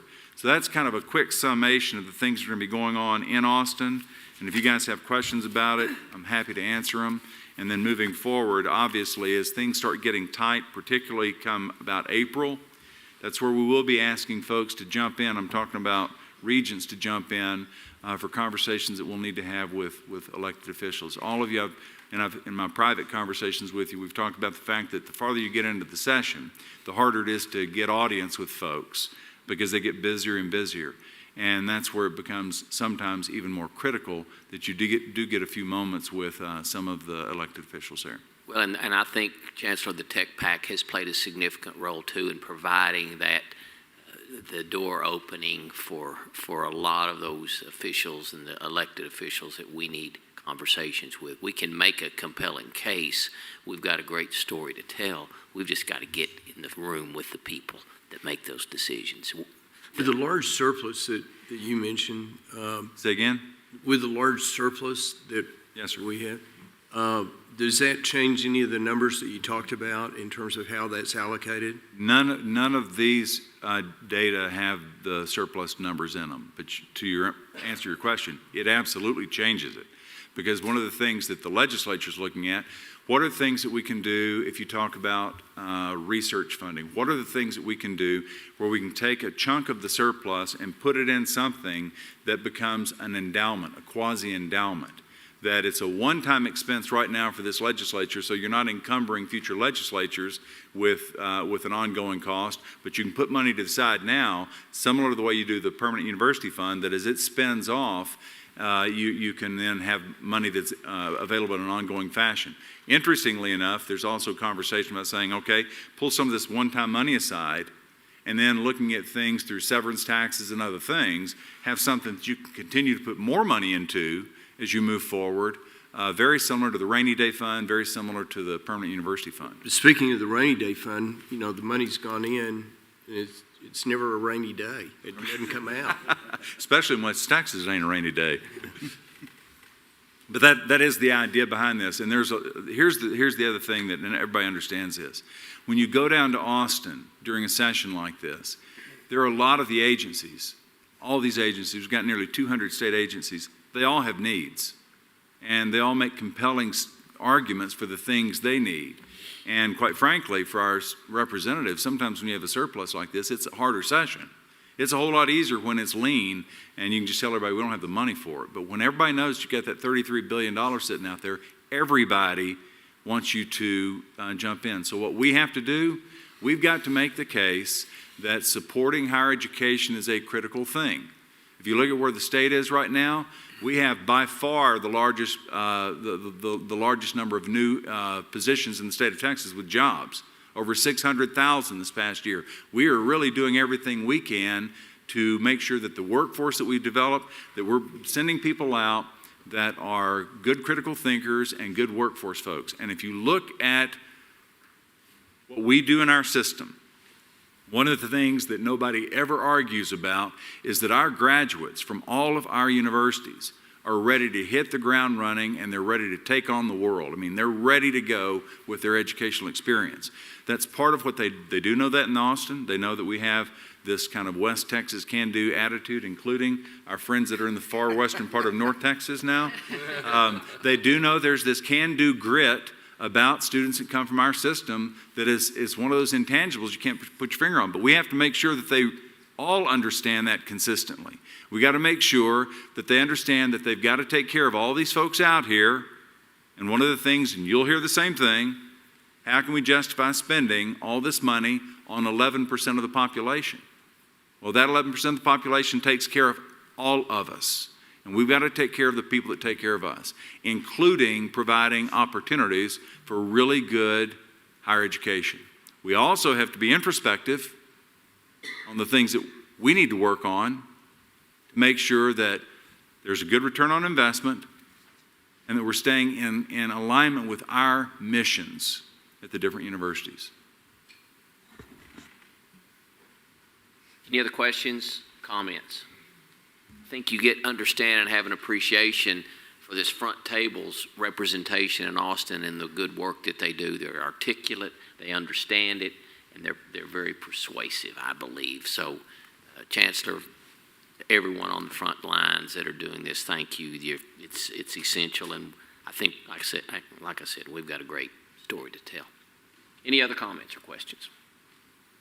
All right, it's 12:17. The board will now convene an executive session as authorized by sections 551.071 through .074 and .076 of the Texas Government Code.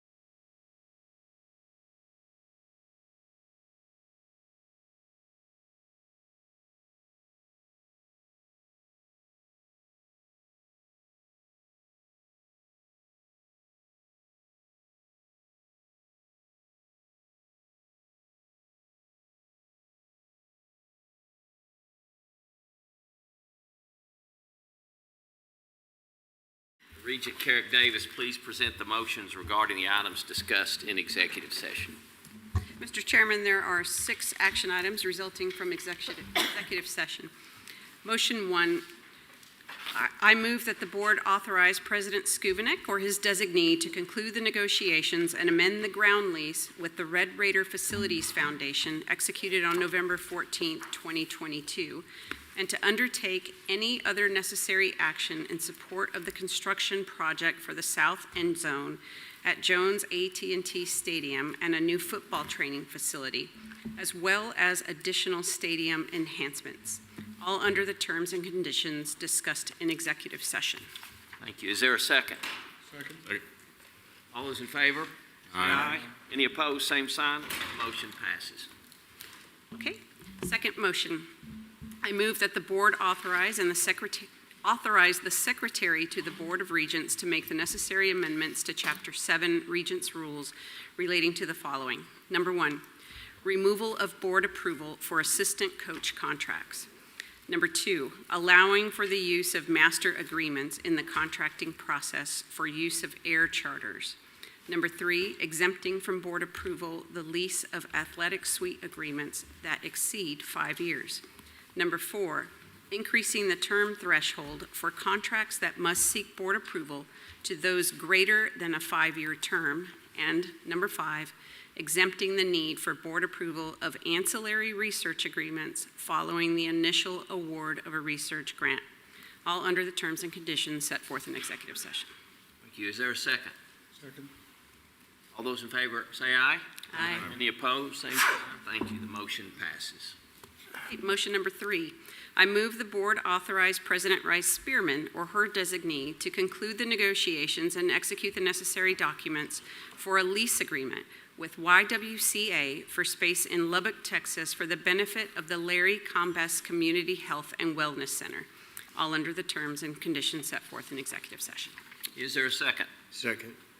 All those in favor say aye. Aye. Any opposed, same sign. The motion passes.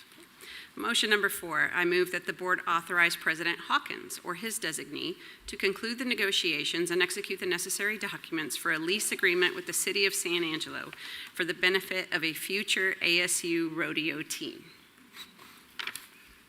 Second. Is there a second? Second. All those in favor say aye. Aye. Any opposed? And the reason I'm laughing is because Cody had a snarky comment in the back saying, this isn't your first rodeo. And you're not allowed to participate in any. Session? I had to. You just Yeah, violated the terms and conditions. Chancellor of Mitchell is executive not session. allowed to participate in any rodeo events. Okay. Next motion, please, quickly. Motion 5. I move that the board authorize interim President Lamb or his designee to conclude the negotiations and execute the necessary documents for the granting of an easement on MSU land in Wichita Falls, Texas, for connecting an access road to an adjoining property, all under the terms and conditions set forth in executive. Thank you. Is there a second? Second. All those in favor say aye. Aye. Any opposed? The motion passes. All right, our final motion, motion number 6. I move that the board authorize President Lang or his designee to conclude the negotiations and execute the necessary documents for acquisition of real property in El Paso as identified in executive session. Is there a second? Second. All those in favor say aye. Aye. Any opposed? Same sign. The motion passes. And Mr. Chairman, there are no further actions to be taken. Thank you, Regent Carrick Davis. The meeting of the Board of Regents will now recess. The meeting of the board will reconvene tomorrow on Friday, February 24th at 8:30 a.m. Thank you. We'll see you tomorrow.